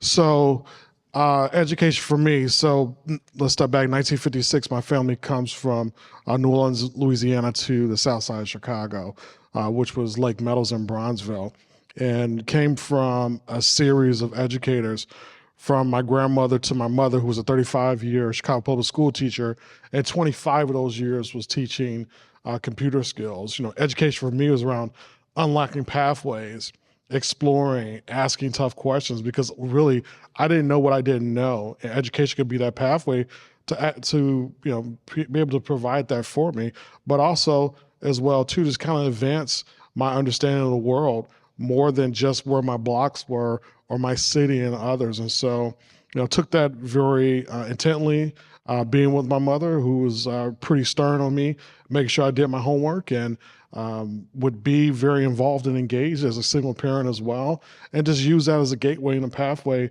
to unlocking, opportunities, and, going off into college and being so privileged to go to Notre Dame and to be able to study and explore anthropology, cultural anthropology, and then utilizing that skill set as well too, to just start going more, not only to the pathways of a career standpoint, but life as well too. So I think education is a very important tool. Not just for me, not only in formal ways, but informal too. You have libraries, you have online resources. It's just really been instrumental as I evolve, as I grow, as I challenge and, try to interact with the world in different and unique ways. I think you bring up a really good point, Jordan, about those informal learning opportunities that are education. Before I was at the YWCA, I came from a youth organization, and it was all about that informal learning, and some of the best learning where you can really build on those long-term interest happens there. So Karen, this will be Karen, and you'll be Karen H, just for confusion. So Karen, one of the things I love about your background is the work that you did actually as a leader in the nonprofit space. So can you tell us and share with us from your perspective now that you teach it as well, what do you think are some of those key leadership qualities that is so important for nonprofit leaders who are driving a lot of this work around girls' education inclusivity to really make sure they can advance their work? Yeah, and I'm very influenced in this by my friend and colleague, Dr. Linda Ginzel, who is a clinical professor right here at the Booth School of Business here at the University of Chicago. She's written this fabulous workbook that's called Choosing Leadership. You can find it on Amazon, you can find it lots of places, and it's a series of exercises to get folks thinking about their own leadership development, and I can't recommend it highly enough. It's great, the exercises are really helpful. But one of the things that Dr. Ginzel says, and I think she's right, is that often we have these myths in our head about who leaders are. Maybe the myth is that a leader was brought down to earth from the gods fully formed. Often it's that a leader is male, or that a leader has a specific level of education, or that a leader has to be an extrovert, right? We tell ourselves stories about who leaders are that make us think that, oh, that's not me. And Dr. Ginzel's frame encourages us to bust those myths and know that we can all choose to lead. We can decide, hey, I'm not happy with the status quo, and I want to see something change. And so I'm going to be courageous, and I'm going to take a step toward that change, and I'm going to ask people to come with me. Nowhere in there does that definition require that you are the CEO to do that. Maybe that makes it easier in some cases, but you don't have to have a position of authority. You don't have to be a special kind of person. You can choose to lead if you have a dissatisfaction with the status quo and you have the courage to actually step in and try to make a difference. So when I think about that in the context of the nonprofit leaders that I know, and so many of them are tremendous women, actually, I think that the leaders I admire most are those who come to the work with humility, who come to the work with that fierce determination of, I'm going to make this change, come with me, join with me. I think when women lead, sometimes we will see more collaboration, not always. There's a queen bee syndrome sometimes with female leaders that's not necessarily about collaboration. But in the literature and in life, you will see women working together, really coming at the work with the humility of knowing their stuff, but being willing to sacrifice for a cause, being curious, being courageous, moving things forward. And all of those help our women who are leading in our nonprofit spaces. I will pause, though, and say one thing that I do think about and worry about, and I'm curious how my fellow panelists see this. There is often a culture of scarcity in the nonprofit space, where because we don't have quite enough resource for a nonprofit organization in this country, the leader is probably also raising the money they need to do the work. And there's never quite enough money, never quite enough time, right? And so this culture of scarcity idea is the sense that we'll just make do with whatever we have. We'll keep pushing forward. We'll keep trying to make change, but we will also drive ourselves into the ground while we do it. Servant leadership doesn't mean sacrificial leadership, right? I do worry in these spaces that sometimes what we expect of our nonprofit leaders is not sustainable. And so I hope as we think about the qualities that leaders need, we also will pause and think about what can we do to make sure they are supported, because we don't want to see nonprofit leaders burn out, get sick, or fail. We need to support them through this culture that sometimes values scarcity in a less than helpful way. I love that. I think the wellness component is so important for anybody doing this important work. And what I liked that you also said is the myth of what the leaders should look like or be like or who they are. Some of the best leaders that I've had the privilege to work with are from the communities in which we serve. They're our clients, they're leaders, they're teaching us every day and doing amazing things. So I love that you raised that up. Tanja, in your work with development, there's a lot of skills that it takes to be a good leader. What should we be cultivating in these girls so that these future women, as Dory called them, can be the next leaders for us in organizations and in the world? I think one of the skills I think is critical, one of a few, is being a visionary, kind of seeing yourself in certain places. And I think oftentimes as women of color, you don't always see people in the space that you want to be in. And so because you don't see them, maybe you think you can't be that. And so in studying prospect theory, people really feel like they can be what they see. But in a lot of our cases, we still read on LinkedIn all the time and we hear all the time about first. This is the first to do this, the first to do that. And sometimes I read so many firsts, I'm like, wow, that can't be true. But it actually is. There's so many glass ceilings to be broken. So you might not see someone in the space that you want to be in. And that's okay. It might just mean you're going to be the first person there.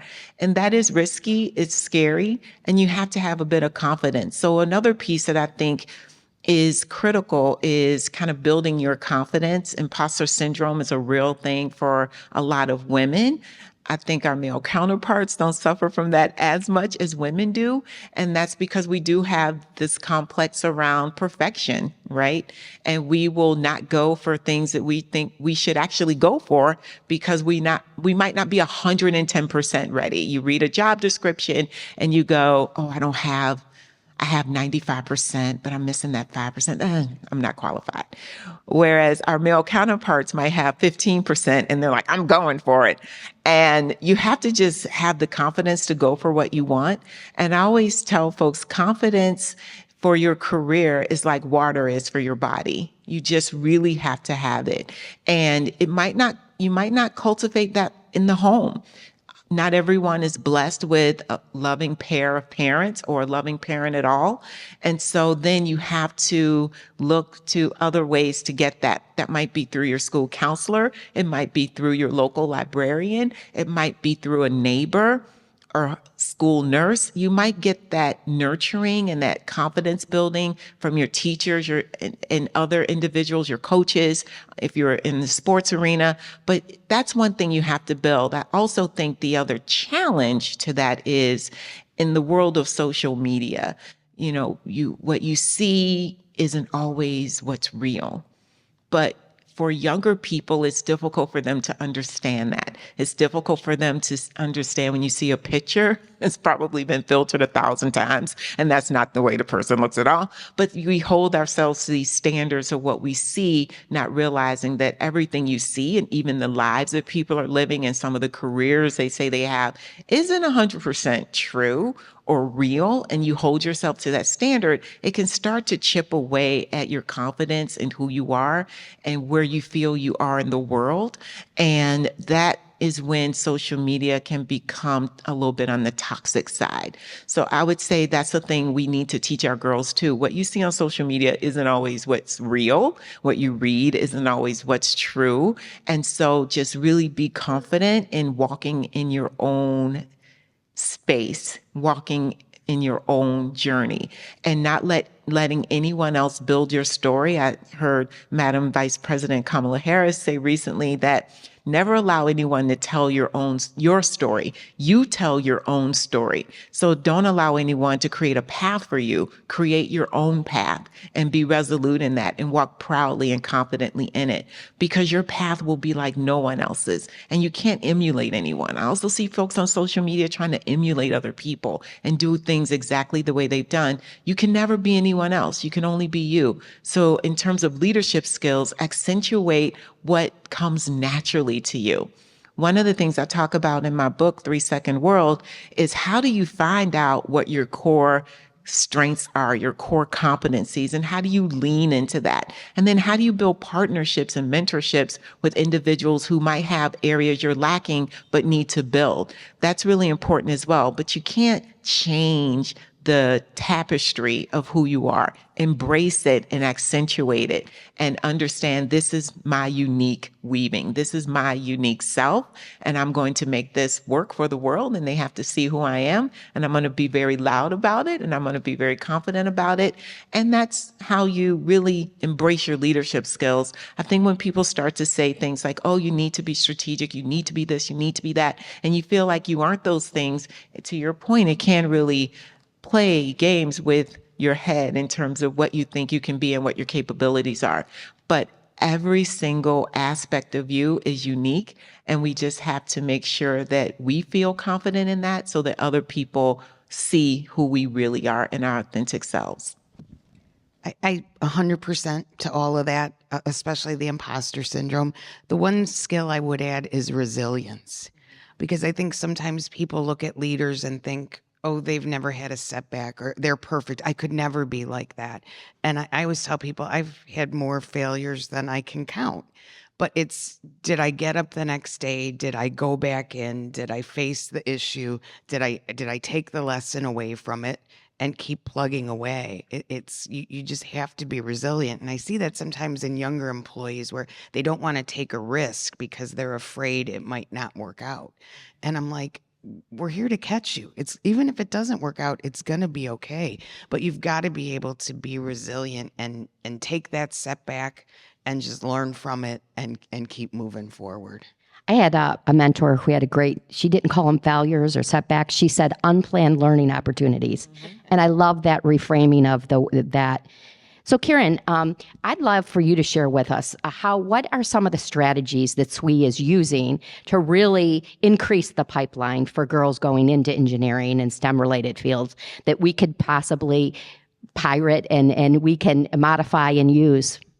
Sure. So there's a couple of things. One is just around the messaging.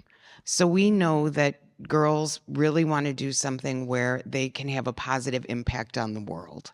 And I don't know of another profession, apologies to those in other professions, but I don't know where you can have a positive impact like you can in engineering. I mean, think about everything that is making our lives better. It's all the result of engineering and technology. And so to frame it in a way of here's a career that you can go into where you're going to be innovative and creative and you're going to have that positive impact. And yes, there are things like math and science that are tools to help you do that, but you don't need to be a math genius to be an engineer. You just have to have that that inquisitive mindset. You need to be interested in the world around you and how you can solve these grand challenges. The National Academy of Engineering, I think there's like 10 or 12 grand challenges around things like food security and clean water and cybersecurity. And we need diverse perspectives if we are going to solve these grand challenges. And so I think we try to frame it in the messages not only for girls but for parents as well, of this is a career where that investment in a 4-year degree, or even in some cases a 2-year degree, will really be a good investment. So one is just the messaging. 2 is role models. We've already heard that a little bit. You have to see it to be it.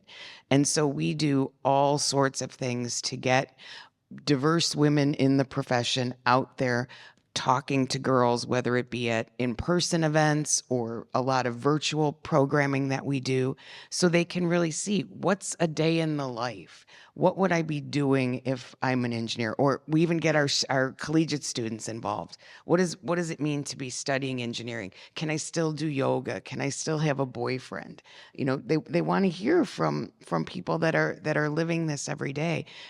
When our girls ask our professionals about salaries, they're very forthcoming. The parents love hearing that too, right? So yes, you can do well and do good at the same time. So it's making sure those role models are out there.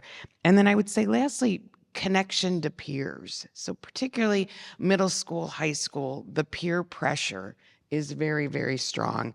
To your point about social media, right? What's normal to be pursuing at that age. And it's when we see girls opt out of STEM, middle school and high school. And really without that those foundational skills, it becomes challenging at the university level. So we make sure that through our SWE Next program, which is for all those that are pre-university, that they are connected with other students like them. And they get on virtual networking events or they go to hands-on activities and they see that, yes, this is something I can do. This is viable for me. It builds their confidence. Back to what you were saying about, women seeing a job description and if they don't have 110%, they don't consider it. It's the same thing, for girls, because often if they're doing hands-on activities in the classroom, the boys may be taking over or, telling them they can take the notes and that sort of thing. And so they're not always in there trying things. And so we make sure that they have that opportunity to have that community of support, which even as they get into the profession, we know is really important. But yeah, it's the messaging, it's the role models, and it's just all that community building that helps them get that confidence. Thanks, Karen, for that. Jordan, I want to pivot a little bit and talk about metrics and indicators. What are some of the most effective that you've seen that are really helpful in measuring, are we making the impact that we hope to be making in this really important work? And just to qualify that, are we talking about the impact in general with nonprofits? Are we talking about with STEM? Just curious. Just either or, but it's particularly around girls and STEM. Got it. So I know one thing, so let me step back. So within Comcast, we have this thing called Project Up. Up stands for unlimited possibilities. So how do we provide our resources as a private company so to help with programs in STEM? So when you think about Project Sincere, for instance, right down the street is the YMCA of Metropolitan Chicago and the YWCA as well too, to unlock those possibilities, because the digital skills are not only important, but the interactive as well too, hands-on, because particularly not only girls, but individuals that may be non-binary, others need to have those things to be successful. So when we talk about, for instance, digital skills, are we tracking improvements with pre and post tests? So we look at where they were versus the curriculums and the skills and the trainings that they were. Can we see that they had changes over time based on the things that they were doing? I think one other thing too is just around just general, metrics, is particularly as we think about STEM and changes when they're doing in their academic performances as well. Because STEM has been proven to be a good resource, particularly within science, within math, and in others. So I think having those things as well. So I think those are just a couple of ways you can look at it. In particular, is measuring from a pre and post, measuring academic, and then just their overall learnings as well too, of what they've been applying through those different programs, if they're out of school time, within nonprofit organizations and or the like. Thanks for sharing that. And I think that pre and post is so important. As Professor Diana Franklin talked a little bit about, it was important that she saw in her work, even if you get results that aren't the good pre and post tests that you'd like, I think sometimes we want to shy away. And what we really see is that's an opportunity to pivot and to do something different and make it even better and make sure we're really impacting. So the only other thing I'll make sure is that it's culturally relevant as well too, because tests do have a certain level of bias. So anytime that you do have measurements, they need to be responsive to the communities, they need to be responsive to the socioeconomic, the other demographic data, because depending on that can skew one way or another. You've seen that a lot of times in just different other, like scientific and other measurements, where there have been biases because there has been enough population samples or others that are going to be representative of populations that you're trying to look at and try to measure their performance or improvement over time. Yeah, I think that's really important. And she talked a lot about that today in knowing that, and that it's not a representation of the children's lack of grasping the knowledge. It's how it's being presented in a relevant and culturally relevant way for them. So I think that's important. Yeah, and I'm going to piggyback on what you said too, because that is important about the technology and the bias. So the bias not only comes from not having representative talent pools to pull from to create the data, but it also comes from who's programming the data.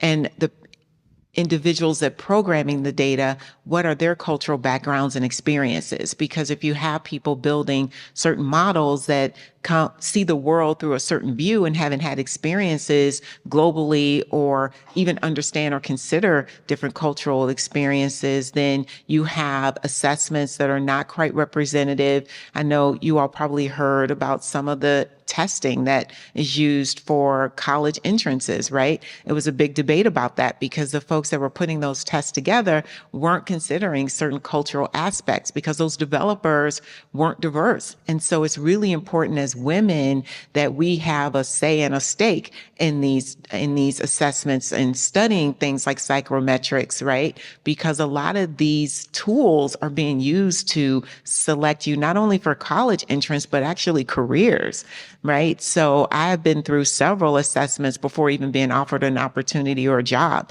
Now, who's creating those and what are those biases and how are people of color and gender differences showing up in that when it's only being developed and programmed through a singular lens. So it's really important for us to be part of these things in AI. And I know Dory was talking about ChatGPT as well. Who's putting in that information and who's putting in that data and how is it showing up and what are you getting? So I think it's really important that girls and young women be part of the the STEM and engineering process at the beginning of those processes so that the output is reflective and representative of our population. And also some of these things just boil down, I hate to say it, but some of it really boils down to dollars and cents. When it comes to purchasing cars, for instance, the way your car is configured the way it is because they have women come in and say, this is what we want. And then they have now more female and women engineers help designing the consoles and the inside of the cars, because women in the household really make the decisions in terms of buying a car. If a woman says, I don't want the car, it's probably not going to be bought. And then you have so many women now, we're single and we can buy our own cars. And so it's really important they engineer cars now for women, but that wasn't happening before. So it's about making our voices loud and heard, and also determining where we spend our dollar, right? We have a huge say in how and where we spend our money. And if it's not representative and products aren't representative of what we need, we don't have to purchase those. We can go to other organizations, other businesses that are representing us in the way that we want to be represented. Great. Thank you for that.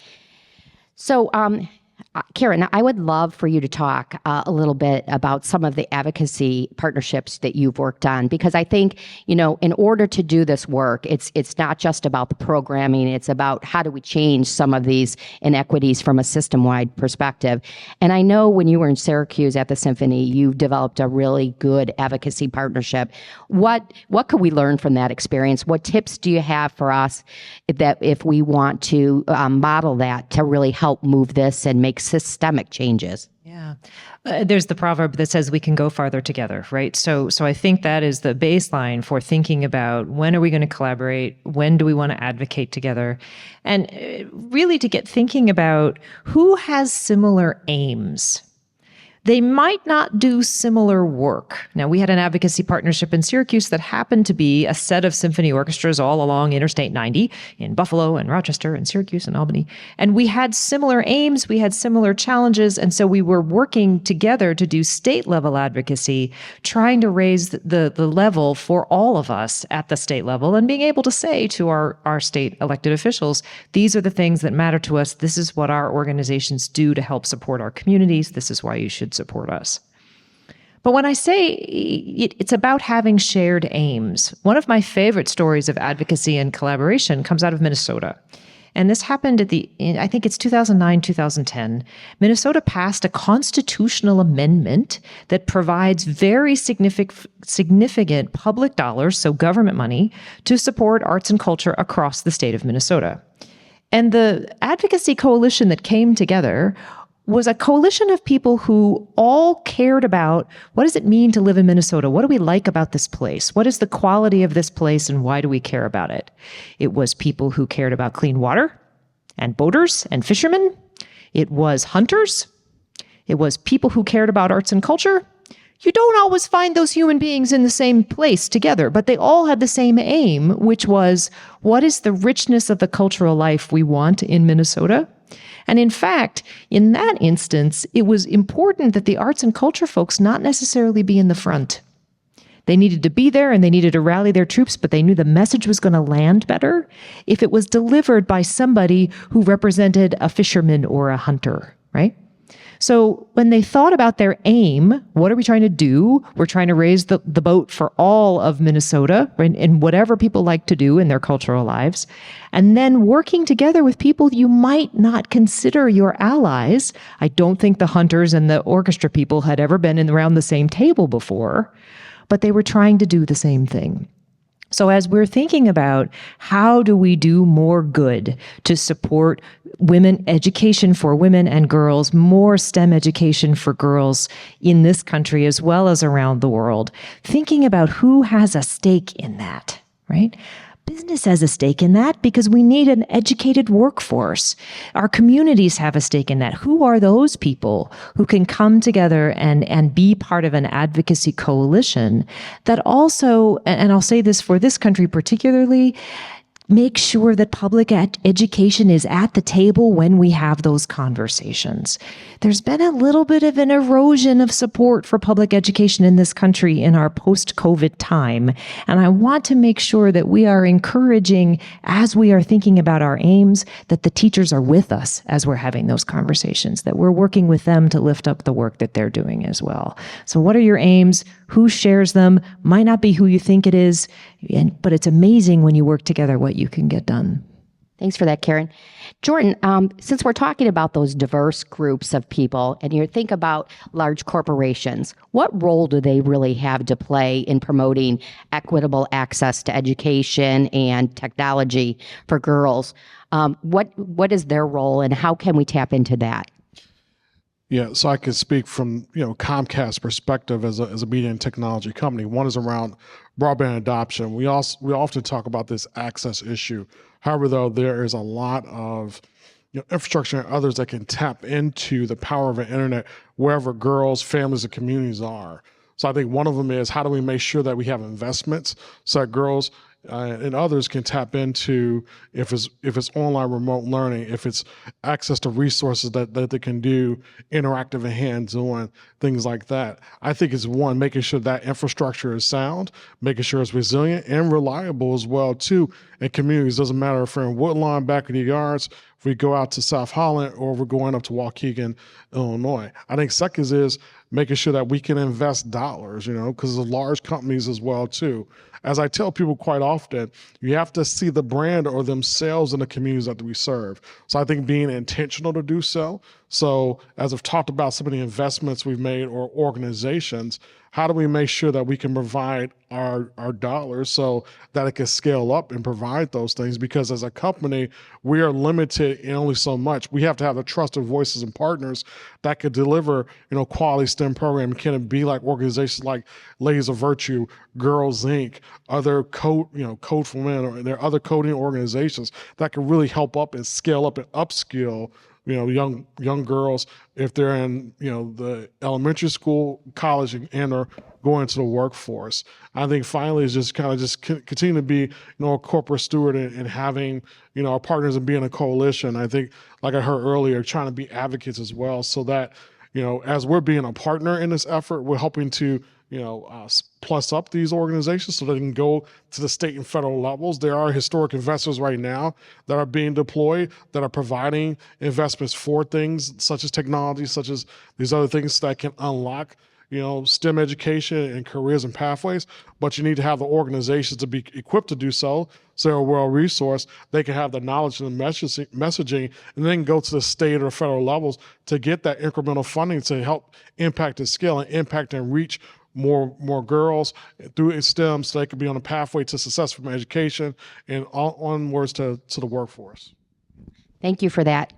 Karen, I'd love for you to talk to the group. I know you guys at SWE are doing some work in Africa, and you've really tried to cultivate that. How can you talk to us a little bit about that work and how you're intentional in that work in bringing more girls from Africa and into the education and the engineering field? Sure. So for us as a membership organization, we're a little over 48,000 members globally. One of our fastest growing areas has been Africa. And so what we've done there is we've formed an Africa advisory board, because we're like, we don't pretend to know everything that's needed there or that's culturally relevant. And then we've empowered those leaders. We've said, we're going to provide you with resources. We're going to provide you with funding to do the work that's needed. And we're going to trust you to do it in a way that makes sense culturally so that it's relevant. We're gonna ask you to include parents, because we know that really no matter where you are in the world, parents are the #1 influencers of career choices for girls. And we're gonna help you do that work, because I think a lot of times we've seen other organizations go into, whether it be Africa or other parts of the world, and think that because we're in the U.S. we know everything, and we don't. If we knew everything, we would have solved all the problems that we have here in the U.S. a long time ago, right? But but we found that like the biggest obstacle was often resources. And so that's where we said that's something we can provide. You know, we do have 135 corporate partners that we work with who support our work. And so we said, you know, we're gonna provide those backbone resources to help you do that work, because you, again, to the see it to be it. You're there, you're working in places like Nigeria or Ghana or Zimbabwe, wherever it might be. And so we want to give you the tools that can help you do that work. And then we want to share the success stories. And so we've created part of our website that's specifically for Africa. You know, we've got partners that are sharing their own resources because they're doing business in that part of the world. And so really it's about providing the resources, making the connections, and just understanding that, trusting the feet on the street to do that work. I love that. Provide the resources, have the people who are on the ground do the work, get out of their way, and then elevate their stories. I think those are really good recommendations that we can all take in the work we do, even if it's not in Africa, even if it's in our communities as well. So Tanja, final question, and then we'll turn it over to the audience for some questions. But you've had experience in really a diverse sectors. You worked in academia, you've worked in the service industry, you've worked in healthcare now, and education. So what are some of those best practices for inclusivity that we can take that can really help to elevate, help raise up girls' education and access to the work that we're doing? I think where I am right now at Endeavor Health, one of the things that we're really focused on is bringing people in, kind of reaching out and bringing folks in, like with big arms. So we have really magnified our internship program. So we have an internship program. Since I've been there, we have doubled. We had 40 last year. We had 80 interns this year between our Evanston Township High School partnership and with our Lake County partnership, which is a service area of Endeavor Health. And also we included our job shadowing program. So in the springtime, we have our job shadowing program where we actually also compensate our interns and our job shadow candidates as well. And I know a lot of times with internships and not having compensation, that can really be a drawback and a reason interns and girls don't join, because they're like, hey, why am I doing this? They might have issues with transportation, issues with having the appropriate clothing. They need certain clothing dry cleaned. It could just be a lot of barriers when you're not compensating your interns. So we make sure we do that as well. That help equalizes things and makes it better as well. But also once they're interns, we make sure we have opportunities for those interns to tap into our diverse pool of leaders. So we had openings where they would just meet with me, for instance, meet with other leaders, other women leaders of color, and just have just raw conversation about how did you get to where you are? What was your story? What was your journey? What advice do you have for me?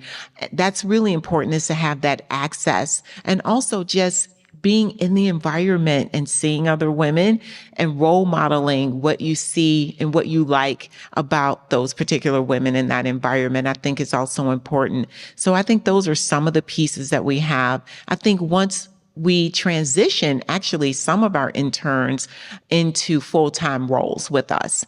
And that means that they have opportunity to kind of come in and then build their careers, have access at that point to tuition reimbursement, have access to being able to go to networking and association events. So it opens up a whole plethora of opportunity for them. And I think that's important as well, to have access into those various gateways and opportunities. And then from there, we have a scholarship program through Oakton Community College that is really an outreach to the community. If you're studying a healthcare field, if you're studying anything in the healthcare field, we provide scholarship dollars. So we've had at this point, 40 individuals participate in that. And we've issued well over $120,000 to that scholarship program. And it's continuing to grow. And another piece that we have to make sure that we talk about as well is just connection and conversation.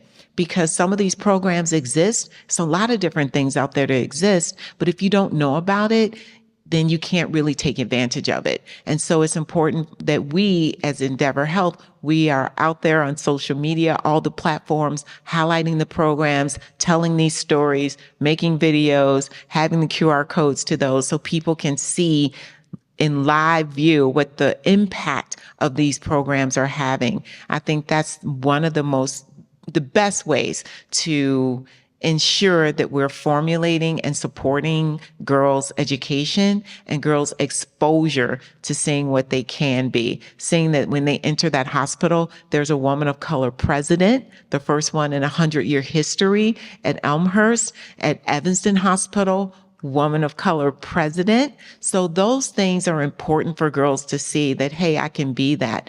Because sometimes in the environments girls come from and women in general, people will knock you down. They will tell you what you can't do. They'll tell you no one else is in that. Forget about it. You're crazy. But when you can see it with your own eyes and you can feel it, you can read about it, you have exposure, then you know what your opportunities are and you know what you can be. And it's up to you to go out there and go after it and get it.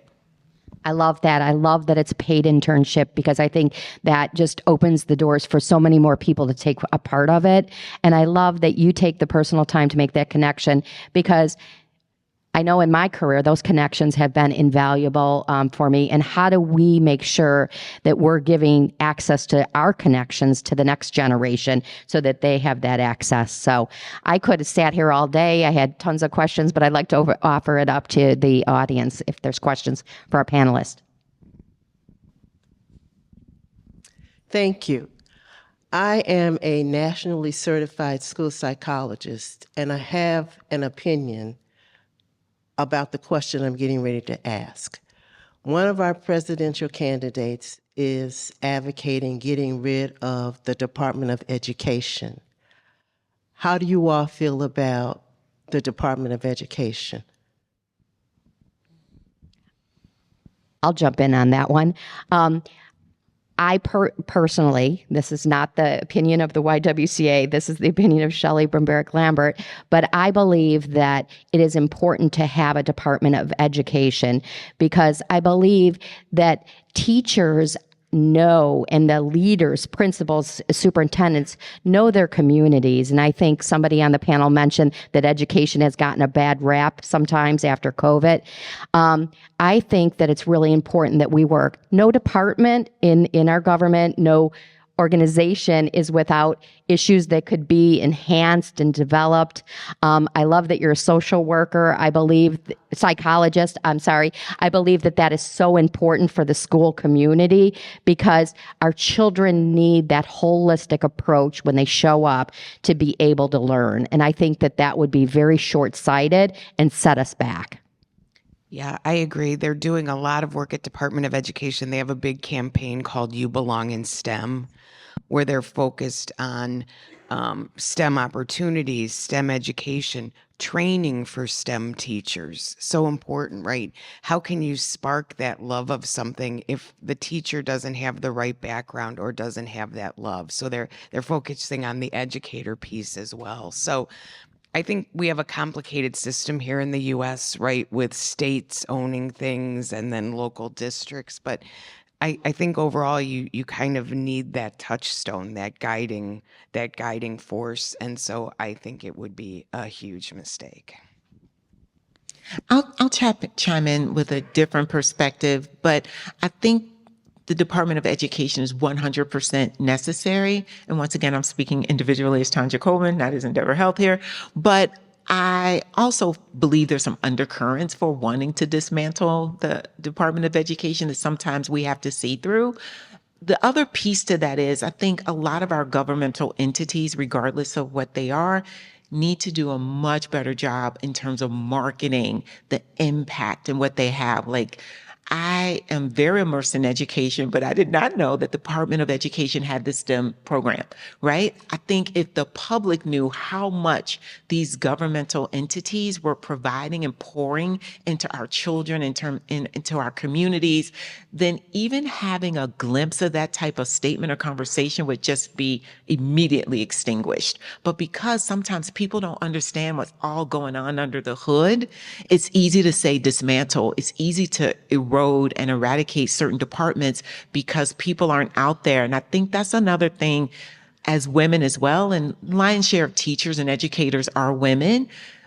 We don't always amplify what we're doing and the impact that we're having. We have to get more comfortable with that because it's easy to destroy and dismantle what you don't know. But if you know exactly what programs are happening, the impact, the percentage of success stories, why those success stories are happening, you're creating other sponsors and cheerleaders for the outcomes of your programs. Those type of conversations don't even gain any traction.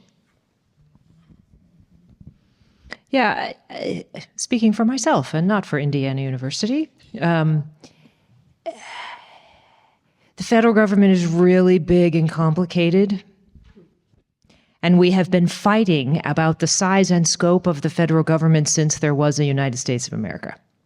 This fight about the size of the federal government is not new. It is certainly amplified, and there's a lot more we could say off the panel about what's sort of happening politically. It is a big, complicated system. But also, let's remember, government only can operate within a very specific authority. An authority that is given to them, we are the government, right? And we pass the rules and the laws and we say, this is what the Department of Education can do. This is what they can't do. That's the authority that they have. That's the space that they can work in. And I think to your point, it's often the subtlety of what folks can and can't do, the subtlety of how you actually make change in these massive systems that are the federal government gets lost when we do see challenges in our public schools. I don't know about all of you. Many of you have talked about parents who are educators. My dear friends who are public school teachers in this country they work harder than I ever have. They earn less money. They put more of their own money into what happens in the classroom, and they will fight tooth and nail to help support their students be successful as they move forward. We need an infrastructure at all levels, certainly local and state, but also federal and through a Department of Education that's doing everything we can do to ensure that the public good that is education is being delivered equitably and fairly across the country. And I don't know how we do that without a federal agency and that has some oversight. Yeah, the only thing I'll add is that, our country has to have health and vitality across its ecosystem. The way to do that is you have to have an educated and informed and a healthy, communities and a society to do so. To take away a department that provides vital resources in neighborhoods and communities from the early childhood onwards could be detrimental to our society as a whole. So I think it's kind of rethinking the practicality of statements here. Is that really the thing we need to do? Or do we need to strengthen the system so they can get funding down into states and down to local municipalities equitably so that you're able to bring up, girls or underrepresented, marginalized communities so that through the ecosystem, through time, you're going to have better and better outcomes and a better society in general. So I think, sometimes the messenger can get convoluted in the bigger picture, but I think it's how do we make sure we can stay the course and advocate effectively so we can keep the resources. So again, we can have healthy, thriving, and vitally important communities and individuals. Without it, we could be going into areas that can have unintended consequences only for now, but in generations to come.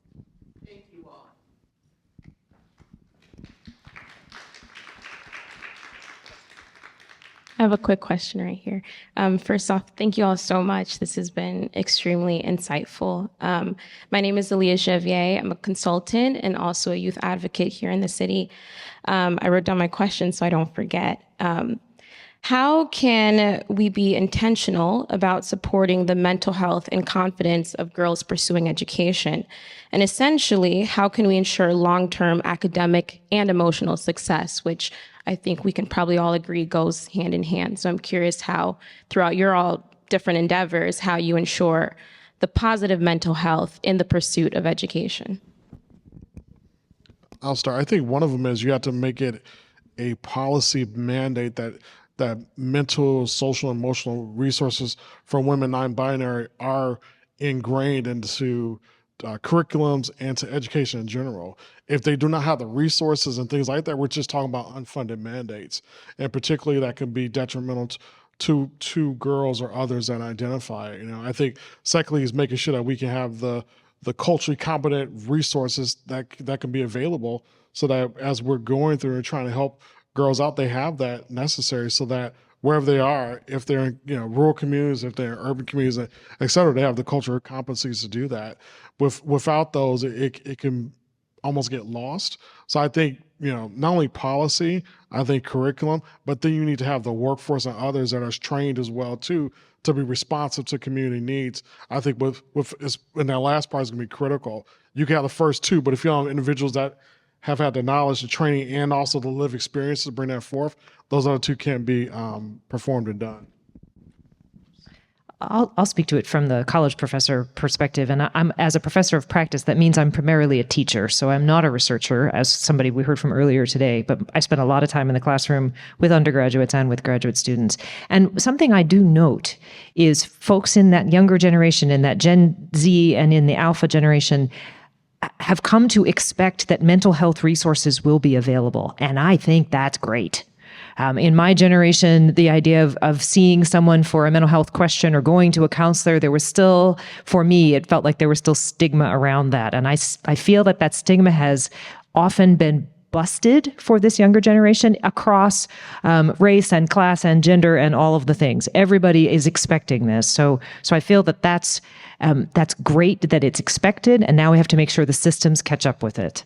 At a public university like ours, and with 9,600 fresh persons coming in every fall, we are struggling to keep up with the mental health needs of our students, but we are doing our level best and adding more advisors and making sure that there are all kinds of wraparound services.